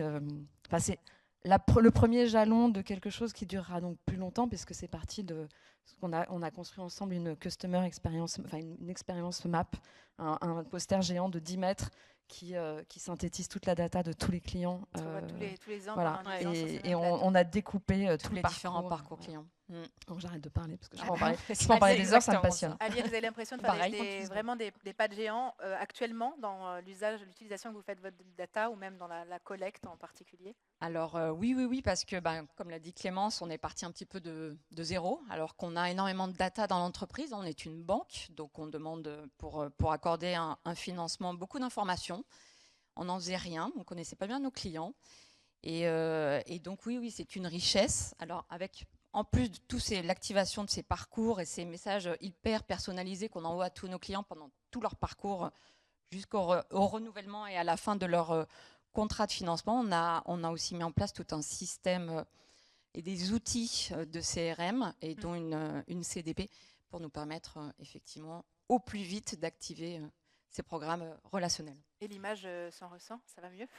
Alors, ça n'était pas si catastrophique, mais effectivement, l'entrée en relation qu'on peut mesurer, parce que ça fait maintenant quelques mois qu'on a lancé ce programme, c'est nettement amélioré et on est ravis parce que c'est très important pour fidéliser nos clients, bien sûr.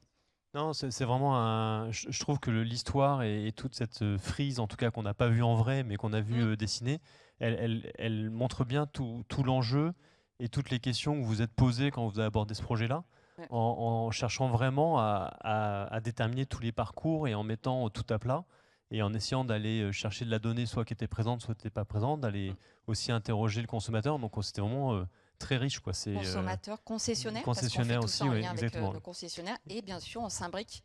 Pour nos clients, c'est avant tout l'univers Toyota. En l'occurrence, il a acheté une Toyota ou une Lexus. Et donc, on essaie d'être one voice surtout. Mais ça, voilà, en tout cas, ça lui, sent. il a un groupe. Voilà. Félicitations pour Merci ce encore. trophée. Merci Merci d'avoir fait partie du jury. Je vous garde pour une photo. Merci. On fait tomber, on ne fait plus confiance. Pour la photo, juste une petite seconde et ensuite on vous libère. Ah, on commence à devenir exigeant au fur et à mesure des catégories. Après, je rentre dans le champ. Si c'est trop long, je préviens tout de suite. Félicitations. Après avoir parlé de CRM, je vous propose qu'on parle de PRM. Dans la catégorie PRM, donc, le jury s'est attaché à juger l'utilisation innovante et pertinente de la data dans une stratégie de recrutement de nouveaux clients. Dans cette catégorie, le jury n'a attribué qu'un seul prix. Je vais donc appeler Nathalie Place, membre du jury et secrétaire générale de la Data Marketing Association France, partenaire de cette 5e catégorie, pour nous expliquer pourquoi. Sous vos applaudissements aussi, comme ça vous tient chaud. Bonsoir Merci, Nathalie. c'est toujours mieux. Bonsoir. Alors, pourquoi un seul prix déjà? Est-ce que c'était faute de candidats?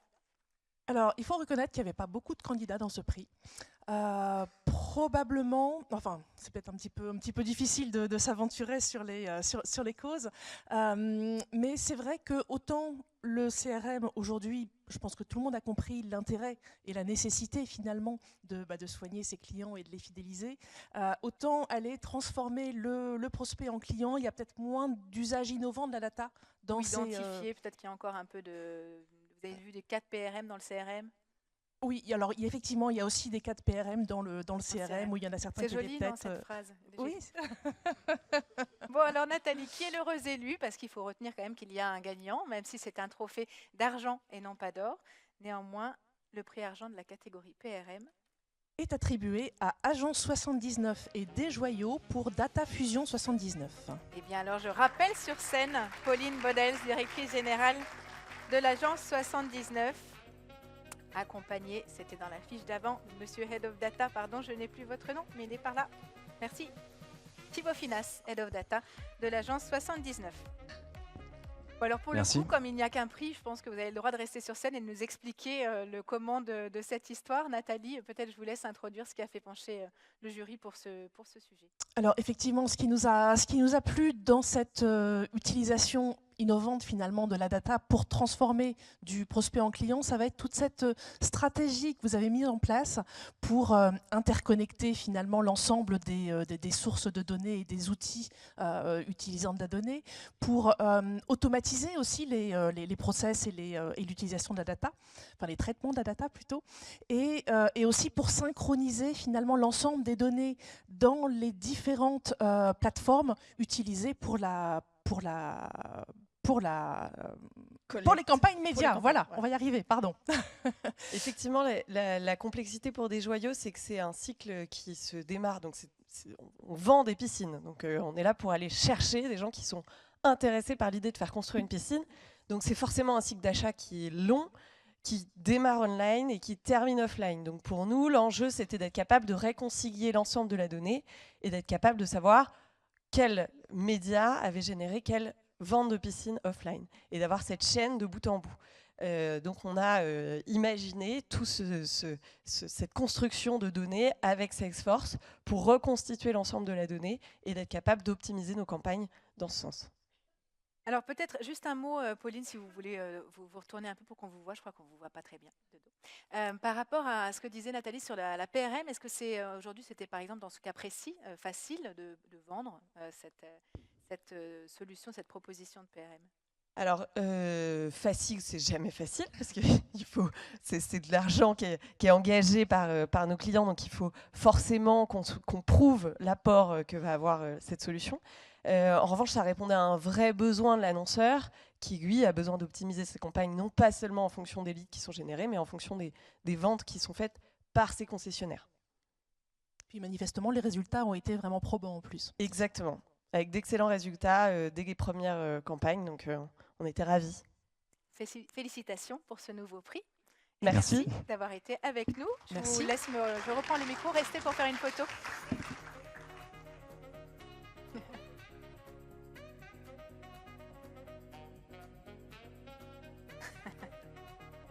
et dans le bon ordre. Tout ça va nous mener à la 6e catégorie de cette remise de prix. Félicitations à nouveau. La prochaine catégorie qui est la catégorie mesure et performance. Ça permet aussi de boucler avec les sujets évoqués avec Nicolas James. Dans cette catégorie, il s'agissait donc de juger de l'utilisation de la data pour générer de l'efficacité business. Le prix de bronze est décerné à U, enseigne coopérative, à l'agence HeroX et à Explain.ai pour leur mesure de l'attention des campagnes digitales. Bravo à eux. Le prix argent dans la catégorie mesure et performance est attribué à Philips Hue, Amazon Marketing Cloud et Numberly pour définir le marketing mix publicitaire performant. Et j'appelle Olivier Dupin, Media Trader de Numberly, pour venir récupérer ce trophée.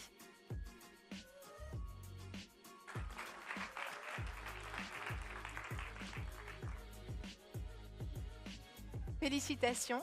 Et je vous propose d'aller raconter la jeunesse de cette histoire à nos journalistes. Il y a Alexandre qui vous montre quand même un petit sourire au passage. Bravo pour ce trophée d'argent. Pour le prix hors de cette catégorie, je vais appeler sur scène Aude Marchand, Head of Data et DGA d'eProspect, que vous connaissez déjà. Rebonsoir Aude. Un mot sur cette catégorie en introduction? Alors cette catégorie, elle a été aussi bien fournie en cas, en propositions, hyper riche, encore une fois très variée.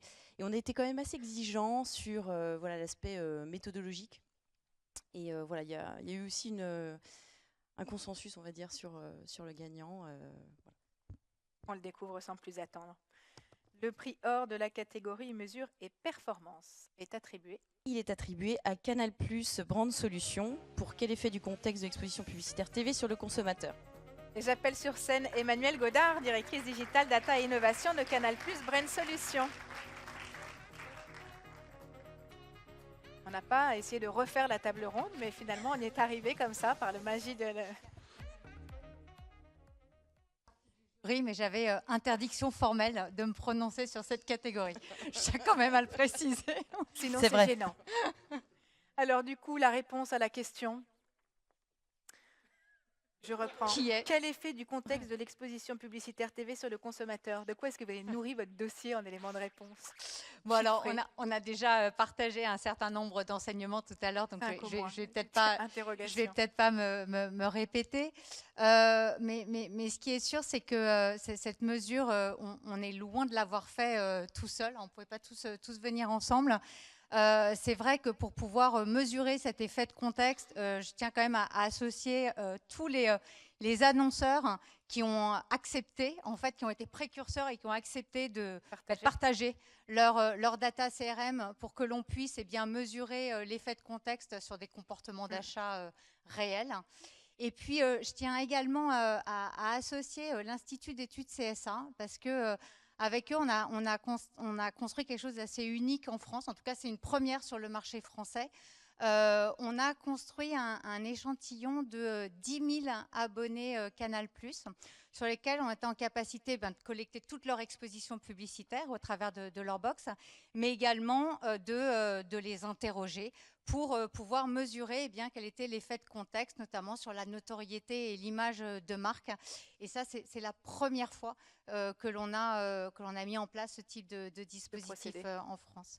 Et puis peut-être pour finir, je voudrais aussi dire qu'on est vraiment convaincu que l'hybridation en fait, de la donnée des box avec des data tierces, c'est quelque chose qui va vraiment se développer en France et que ça va progressivement révolutionner l'achat télé. Et en tout cas, c'est vrai qu'on est très content de travailler sur ces sujets avec nos clients et qui plus est dans un environnement qui est un environnement d'avenir puisqu'il est cookie-less by design. Et hop, un petit beau passage. Félicitations. Je vous laisse immortaliser ce succès toutes les deux. Merci beaucoup, Aude.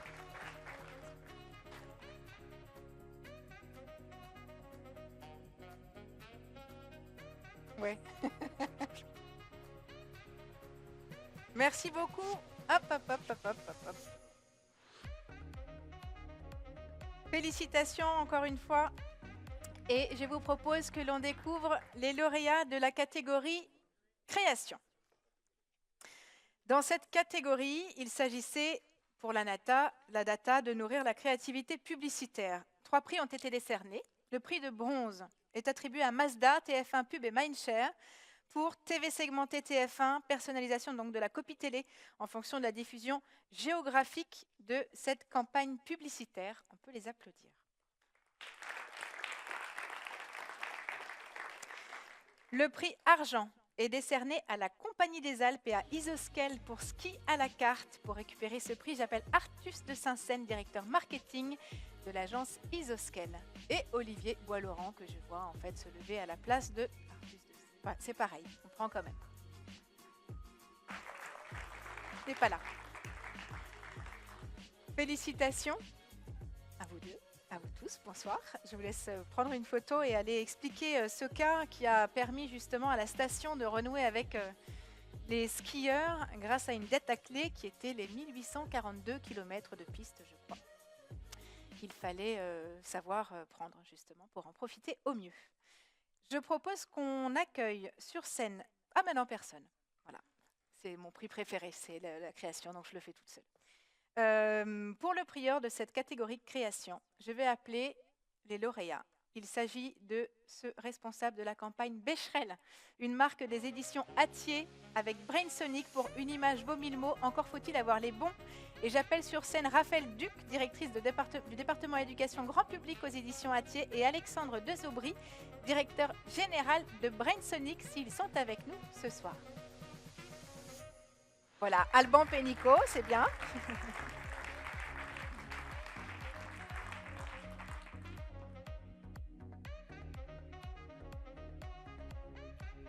Je n'ai donc pas tous les noms, mais je vous laisserai les préciser. Bonsoir, félicitations. Entrez, je vous en prie. Oui, c'est un peu ça. Vous êtes un peu des habitués des prix, tous les deux, mais tous les 4, du coup, l'alliance Brainsonic et Becherel fonctionne pas mal. Qu'est-ce que la data apporte à cette équipe finalement? C'est une bonne question, ça. C'est une bonne question à la porte. Regarde, le temps de réfléchir, si tu veux t'approcher sur les petites croix, c'est pas pour moi, c'est pour les caméras. Oui, on se met là? Ok. Une réponse, vous? Qu'est-ce que ça fait quand on est Becherel de gagner de la data? J'avoue qu'on est un peu dans un autre monde là, ouais. mais c'est sympathique, c'est bien. Je pensais à vous, à tous les prix qui étaient remis, je me suis dit, attends, qu'est-ce que je fais là en fait? Qu'est-ce qu'on va raconter? Becherel inspire beaucoup et continue à inspirer beaucoup de gens. Donc, Regardez dans les chiffres pour aller trouver des mots, c'était quelque chose d'évident. Enfin, comment est-ce que vous avez travaillé justement? Quelle est déjà la data qui a été la data clé finalement dans ce succès? Alors, c'est l'intelligence artificielle en réalité. On va pas se le cacher. C'est le fait. Nous, on a surfé sur la data, on a surfé sur l'intelligence artificielle parce qu'on avait envie d'en parler. Tout le monde en parlait. C'est assez fascinant comme technologie. On n'avait pas envie d'émettre un avis là-dessus. En tout cas, on ne voulait pas se positionner. Ce qui nous intéressait, c'était de rappeler un peu comme remettre l'église au centre du village, c'est de dire, en fait, pas de bras, pas de chocolat, quoi. En fait, si tu sais pas parler, si tu sais pas écrire, c'est mort. D'ailleurs, c'est pas facile de gagner un prix comme Becherel parce qu'il faut être fort à l'oral. Dans les mots. Hein, sur l'erreur coûte cher. L'erreur coûte cher. Wesh. Donc voilà. J'ai fait, je voulais faire wesh. Comment est-ce que vous travaillez, vous, chez Becherel, justement, sur la data au quotidien? On ne travaille pas beaucoup sur la data au quotidien. On est encore très papier, nous. Il y a beaucoup de mots. Mais on s'y met. Il y a beaucoup de mots, si tu veux. Voilà. Ça vous convertit, en fait. Une soirée comme ça, vous vous dites, ah oui, quand même.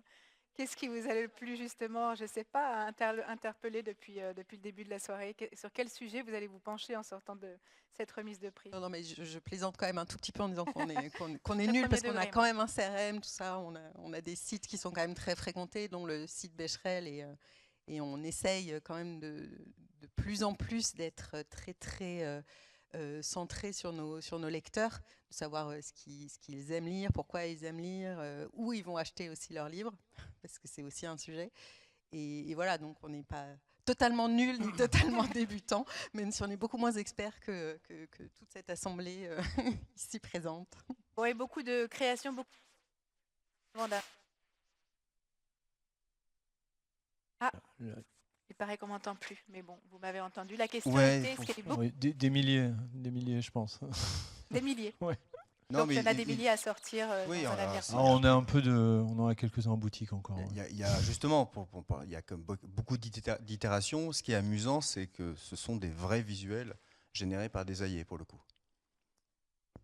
Mais on en a sorti plusieurs, on en a fait, puisque Becherel est aussi à l'international, on en a fait également en anglais. Voilà, et puis il y a eu un peu d'engagement aussi, c'est-à-dire qu'il y a pas mal d'internautes qui se sont amusés à le faire. Oui, certains.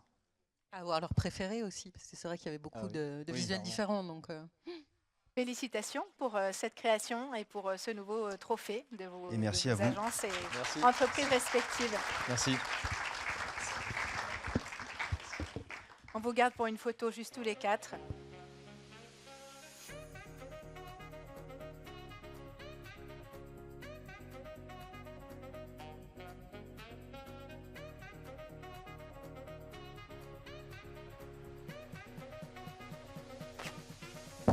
Félicitations. On a commencé à en parler tout à l'heure. On va maintenant en parler un peu plus dans le détail. On va parler de TV segmentée. La prochaine catégorie, dans cette catégorie, le jury s'est attaché à juger le dispositif mis en place à l'occasion d'une campagne ou d'un dispositif de TV segmentée. Dans cette catégorie, comme vous ne vous en doutez pas par contre, 2 prix argent ex aequo et 1 prix or. Je propose donc que nous accueillons, contrairement à la coutume, le membre du jury dès à présent. J'appelle sur scène Emmanuelle Godard, directrice digitale Data et Innovation chez Canal Brand Solutions, que vous connaissez. Ok. Là, vous aviez le droit de voter. Donc, 2 prix argent, pour les mêmes raisons peut-être que celle évoquée par Siddhartha tout à l'heure, c'est-à-dire difficulté à finalement en choisir un plutôt que l'autre. Oui, parce qu'effectivement, il y a eu pas mal de cas dans cette catégorie. Et donc, ouais, pas mal de discussions. En fait, ça fait partie peut-être de la catégorie un petit peu chahutée, mais en tout cas, on est très, très contents des lauréats et de pouvoir annoncer le premier prix argent dans la catégorie télésegmentée est attribué à Yves Rocher, Jellyfish et Realytics pour leur stratégie de mesure data-driven en télévision segmentée programmatique. Thomas Allemand, Senior Director à Tech and Supply et Sophie Hénin, Head of Sales de Realytics.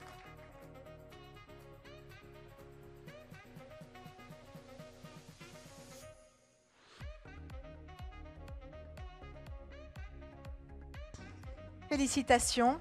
Je vous en prie, approchez-vous du jury. Qu'est-ce qui, dans ce cas, justement, a donné envie au jury de récompenser Yves Rocher, Jellyfish et Realytics? Eh bien, c'est parce que, en fait, finalement, très très tôt dans campagne de télé segmentée, je pense que c'était pour Yves Rocher leur première campagne de télé segmentée.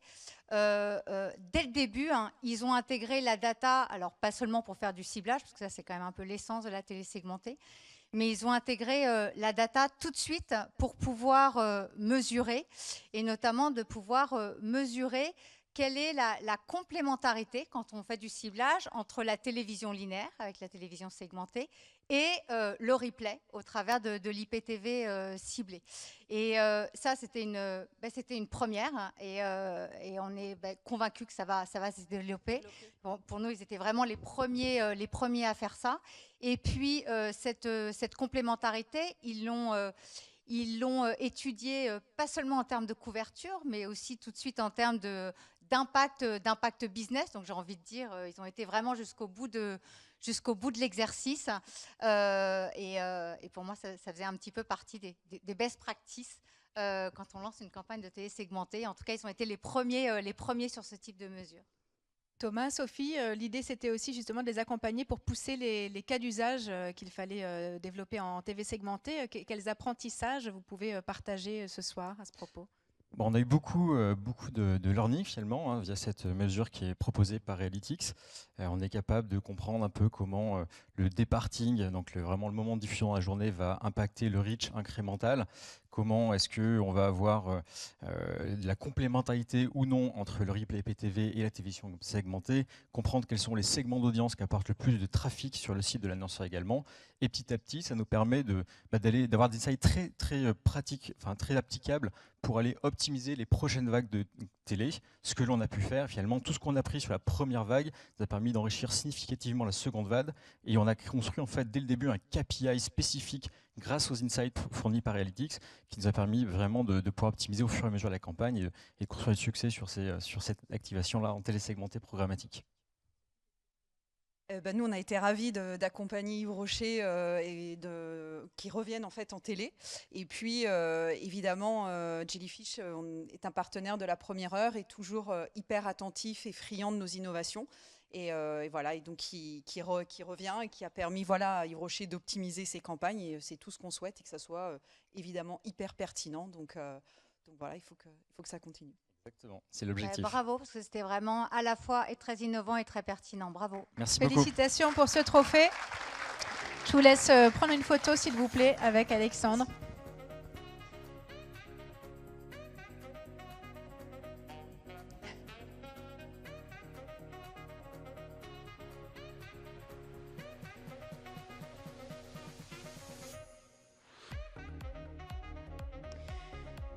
Félicitations. Le deuxième prix argent de la catégorie TV segmentée est décerné à Giant et à France TV Publicité, cette fois pour le ciblage TV segmenté en temps de trajet isochrone. Pour récupérer ce prix, j'appelle Fabien Herman, directeur du réseau régional de France TV Publicité, et Élodie Trouilly, directrice marketing adjointe digital data innovation de France TV Publicité. Bonsoir. Et je vous laisse aller raconter ce cas aux journalistes qui vous attend au bout du couloir. L'idée était en effet de travailler sur le temps de trajet, tout moyen de transport confondu, pour déployer une campagne à moins de 30 minutes, 90 minutes, 30 minutes. Bravo à eux. Pour remettre le prior de cette catégorie TV segmentée, j'appelle sur scène Isabelle Vignon, membre du jury et déléguée générale marketing et études du SNP-TV, partenaire de la catégorie. Bonsoir Isabelle. Ça va? Très bien et vous? On se croise souvent sur EFI, un autre prix sur l'efficacité, c'est bien aussi, il faut le suivre. Isabelle, l'efficacité de la télé segmentée est clairement au cœur de nombreuses conversations dans le secteur. Peut-être que le lauréat sera une source d'inspiration qui, cette année, a récupéré ce trophée.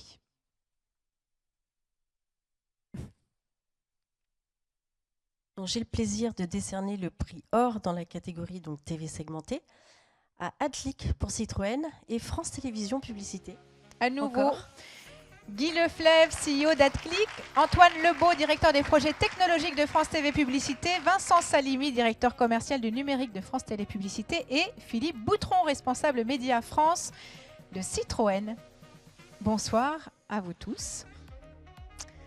Isabelle, pourquoi ce choix ? Alors c'est vrai que d'abord, la catégorie elle est quand même assez passionnante. Moi la télé segmentée, donc je parle un peu beaucoup de ça depuis quelques années. D'ailleurs, j'invite toutes les personnes qui sont ici à aller voir en replay le webinaire qu'on a fait aujourd'hui sur l'efficacité justement de la télé segmentée. Et donc là c'était un cas aussi assez particulièrement intéressant et innovant surtout, puisque France Télévisions donc, a permis avec son API AdSpace et la plateforme AdClick de permettre de simplifier l'achat, enfin l'accessibilité donc, de la télé segmentée. Et c'est vraiment important aujourd'hui, puisque dans les process d'achat, il faut faciliter, je dirais, la vie de tout le monde, puisque ça devient quand même assez complexe. Donc c'est quand même très très innovant et ça a permis donc à la marque Citroën notamment donc d'aller construire et d'acheter sa vague et totalement calée sur ces zones de chalandise. Donc je crois qu'il y avait 12 campagnes, il me semble, si ma mémoire est bonne, donc vraiment très intéressant. Merci.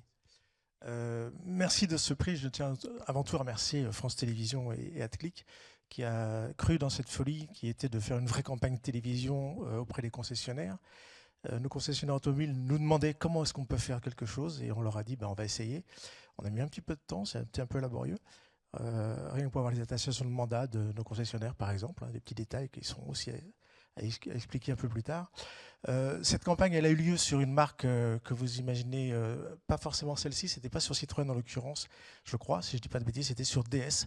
Et on l'a fait Citroën, on a fait Citroën sur 12 concessions et DS sur 49. 146. 146, tu vois. Alors l'idée, c'était, pourquoi la télé segmentée? C'est qu'en fait, quand on s'appelle Stellantis, on gère 8 marques automobiles en France et 2 ou 3 ou 4 ou 5 labels et marques de service, et que chacune de ces marques a ses propres audiences, ses propres cibles, ses propres caractères. On ne vend pas une Citroën à un acheteur de DS, on ne vend pas une Opel à un acheteur de Jeep. Et nous, dans notre ciblage que l'on a, que ce soit au niveau national, mais encore plus au niveau local, il est absolument nécessaire qu'on touche la bonne personne à la bonne efficacité pour le moindre coût. Et la télé segmentée, c'est aussi de se dire qu'on a un spot télévision, qu'on fait des beaux spots en général dans l'automobile. C'est là où la vie prend tout son sens pour le déplacement, et qu'on raconte une histoire, et on voulait la raconter au nom du concessionnaire, car l'ensemble des spots, bien entendu, sont labellisés, enfin libellés avec l'adresse, le nom du concessionnaire, le nom de sa ville. Donc voilà, c'est tous ces éléments-là qui font qu'à la fin, les concessionnaires sont heureux et qu'ils vendent des voitures et que ça marche. Qu'est-ce que vous retenez de votre côté de cette façon d'utiliser la data et de la déployer sur une campagne comme ça? Moi, ce que je retiens, c'est que surtout, il y a des équipes derrière, parce que ce n'est pas du tout moi, hein, je suis ravi de le faire pour eux. On a des équipes là entre France TV et AdClick qui ont fait un boulot depuis 8 mois de dingue pour automatiser à partir de notre plateforme les accès, la diffusion, les mandats, l'évaluation RPP. Donc, merci Philippe, mais comme Philippe, je remercie tous les jours de nous avoir lancés dans cette aventure. Et c'est vrai que d'activer ce qu'on a activé sur Citroën et ensuite d'activer sur DS 146 campagnes en même temps personnalisées sur chaque zone au code iris près avec de la data de ciblage venant de nos amis de France TV. Ouais, quand on a eu cette idée il y a 4-5 ans de lancer une plateforme SaaS pour faciliter la vie des réseaux, je ne pense pas qu'on avait eu l'idée de la télé segmentée ensemble. Et vraiment, je vous remercie, et je remercie toutes les équipes d'ailleurs, je remercie les devs de toutes les équipes qui ont passé des heures à faire en sorte que ça fonctionne vraiment et que cette data soit utilisée. Et puis, merci beaucoup au jury, en tout cas, on est très très fiers et ils vont être très fiers demain d'avoir ça sur leur bureau parce que c'est pour eux surtout et pas tellement pour moi. Visiblement, ça a fonctionné, en tout cas auprès du jury. Félicitations à vous pour ce prix, pour cette bonne idée. Merci beaucoup. Je prends les micros, je vous laisse prendre une photo. Et je note que Philippe Boutron racontait aussi que ça a de grandes vertus pour les réseaux, en fait, et notamment pour de la com interne, ce à quoi on ne pense pas toujours au départ.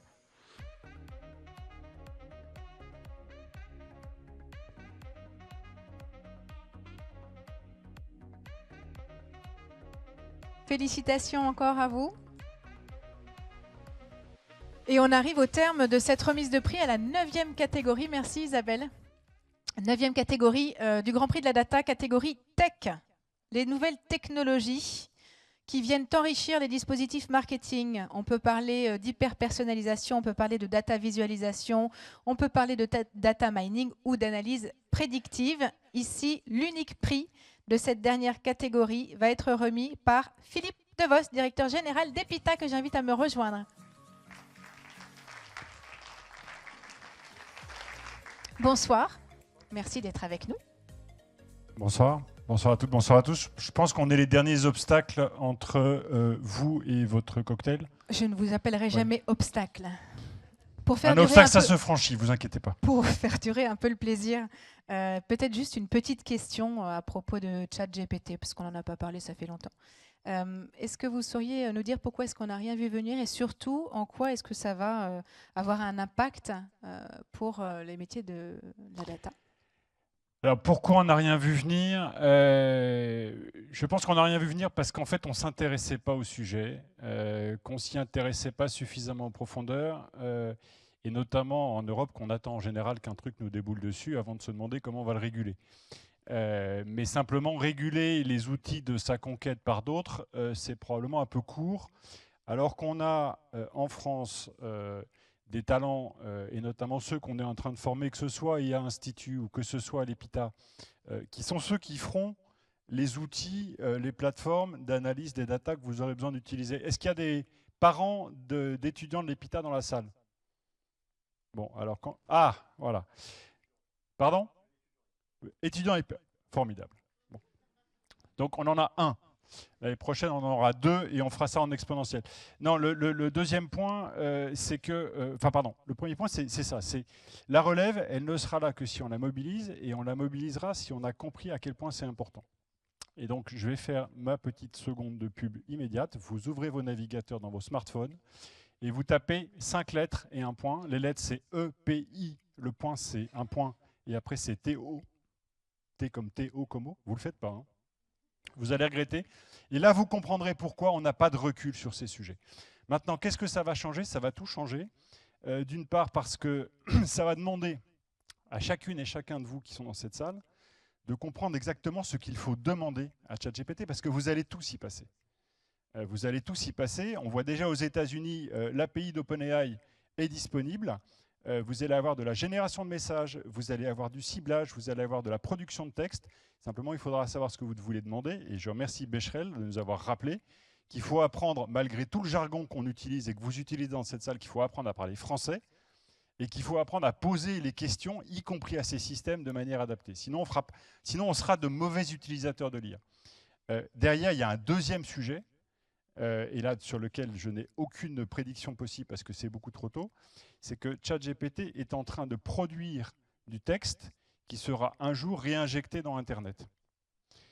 Et donc, si on veut éviter une maladie de la vache folle dans la production de texte, on a intérêt à être assez prudent, en tout cas assez intelligent dans la manière dont on utilise ou pas le système et sur la base, le périmètre de data sur lequel on travaille. Donc, faites très attention à ce que vos data ne génèrent pas des data que vous auto-consommerez ensuite, parce que sinon, ça va assez mal se terminer, je pense, en tout cas pour certains de vos clients. Donc voilà.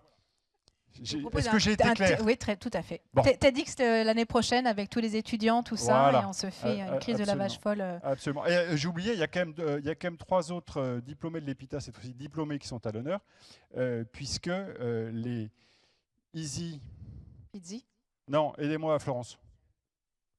Realytics, pardon. C'est l'écart entre moi et le cocktail. Realytics a été fondé par 3 diplômés de l'EPITA.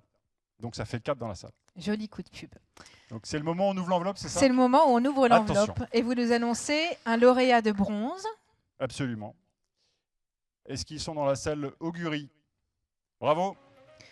Personified Advertising Engine. On appelle sur scène Olivier Marty, Sales Managing Director France d'Augury, et Amandine Teboul, Sales Director d'Augury, qui n'est pas là, qui est parti.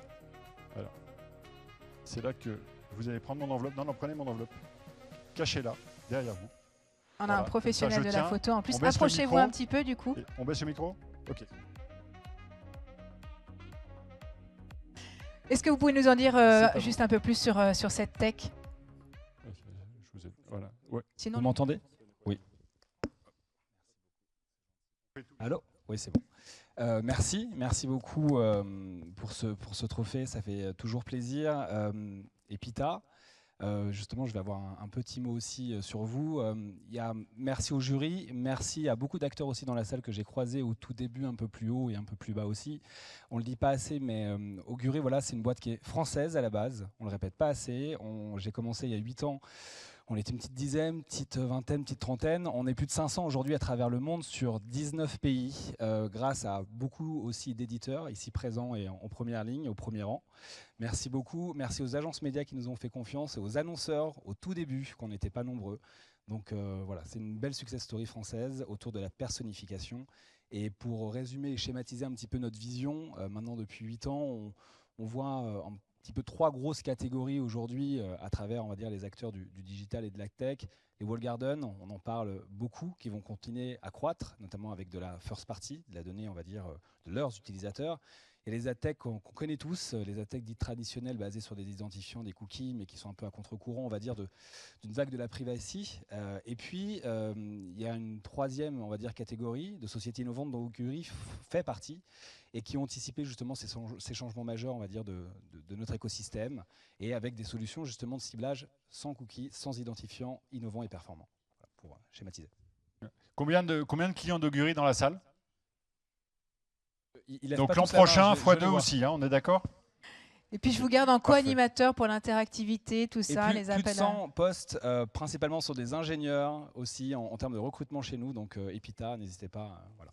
Le forum au stage est ouvert, donc on se reparle après. Bravo, félicitations pour ce prix. Merci d'avoir été avec nous. Merci. La photo, elle avait été faite au départ. Hein, oui. C'est maintenant l'heure de remettre le Grand Prix de la Data 2023. J'appelle sur scène celui sans qui ce prix ne serait pas, Sébastien Danet, président du groupe Influencia.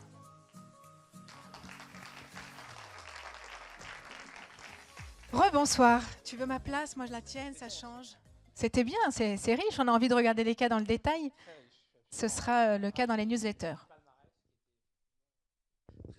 Avec des entreprises très variées, tous les secteurs d'activité, des cas complexes, sophistiqués.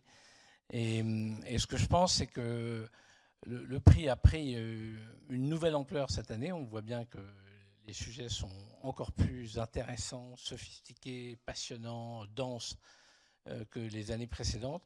Et ce qu'on va essayer, c'est de ne pas donner rendez-vous seulement dans 9 mois à tout le monde pour redéposer des cas, mais vraiment créer une sorte de communauté, de continuer le dialogue et d'avoir une sorte de club tous ensemble sur la data pour continuer à dialoguer avec tout ce qu'on a entendu, tout ce qu'on a vu aujourd'hui. Ne serait-ce qu'en revenant dans le détail sur les lauréats. Alors, le Grand Prix de la Data 2023. Grand Prix, qui est donc le Grand Prix parmi les prix. Et c'est vrai qu'il y a eu des débats animés pour savoir qui méritait le Grand Prix, parce que c'était assez disputé. Et le Grand Prix est attribué à SNCF Voyageurs, projet information voyageurs Affluence, qu'on a vu tout à l'heure. Swazik Gohagen et Catherine Guillaume, directrice du programme Affluence et directrice adjointe à l'information voyageurs de Transilien SNCF Voyageurs. La boucle est bouclée, c'était le premier prix de la soirée, ce sera le dernier, le Grand Prix. Sébastien, puisqu'il y a eu débat, en tout cas discussion, qu'est-ce qui a fait pencher? Je crois que ça a été dit tout à l'heure, je crois que l'utilité a été clé. Je trouve que l'actualité donne raison, à mon avis, au jury. Mais en tout cas, oui, c'est vraiment ce qui a fait la différence au final entre les plus finalistes, ceux qui étaient les plus proches d'atteindre ce Graal, c'est l'utilité de vraiment la data mise au service d'un sujet extrêmement important, extrêmement utile. Et votre chantier Data 2024, du coup, enfin 23 primés en 2024? C'est poursuivre ce déploiement, et y compris sur les lignes qui ne sont pas équipées de matériel compteur. Donc là aussi, avec des solutions assez innovantes. Voilà, tout un programme effectivement qui se poursuit. J'entendais tout à l'heure ça peut durer 10 ans. Là, on ne se dit pas forcément 10 ans, mais on se dit au moins d'être au rendez-vous des JO, quoi. Voilà.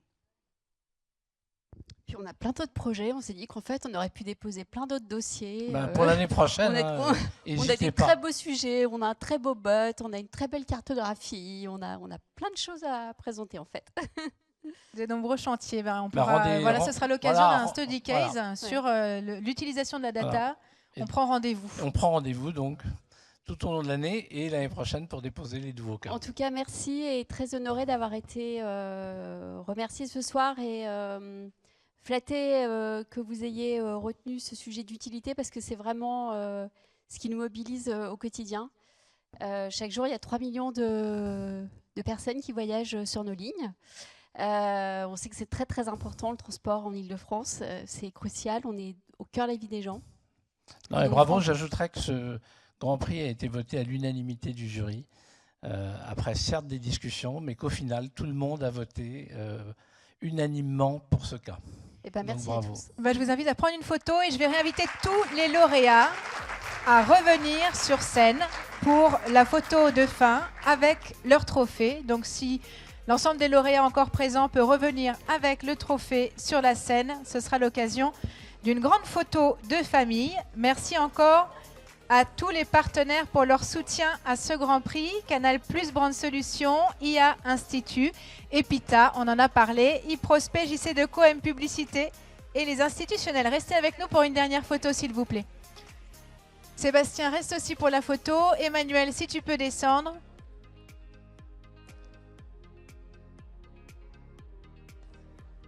Je vous laisse prendre la scène, moi je me mets à votre place. Oui, c'est de risquer.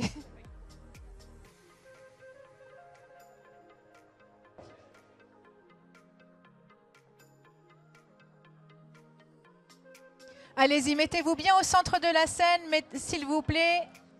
Bah alors, de prix au moins. Allez, quand même, pareil, parce que là, on ne vous verra pas. Là, vous êtes hors champ. Il faut vous serrer. Alexandre, où es-tu? Voilà. Alors, tu nous dis. Serrez-vous. Encore plus serré.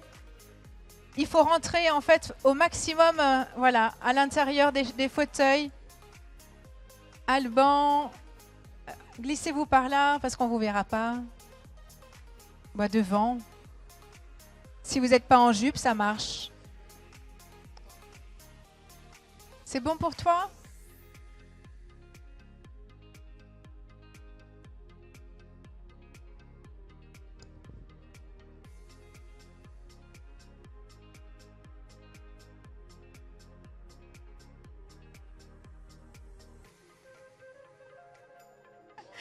Vous n'avez pas fini. Hein.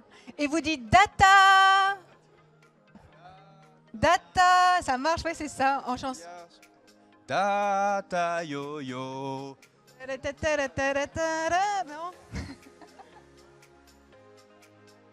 Bravo. Ça y est, on est bon, il n'y a plus d'obstacles. Rendez-vous pour un cocktail. Félicitations à tous les lauréats et merci au jury.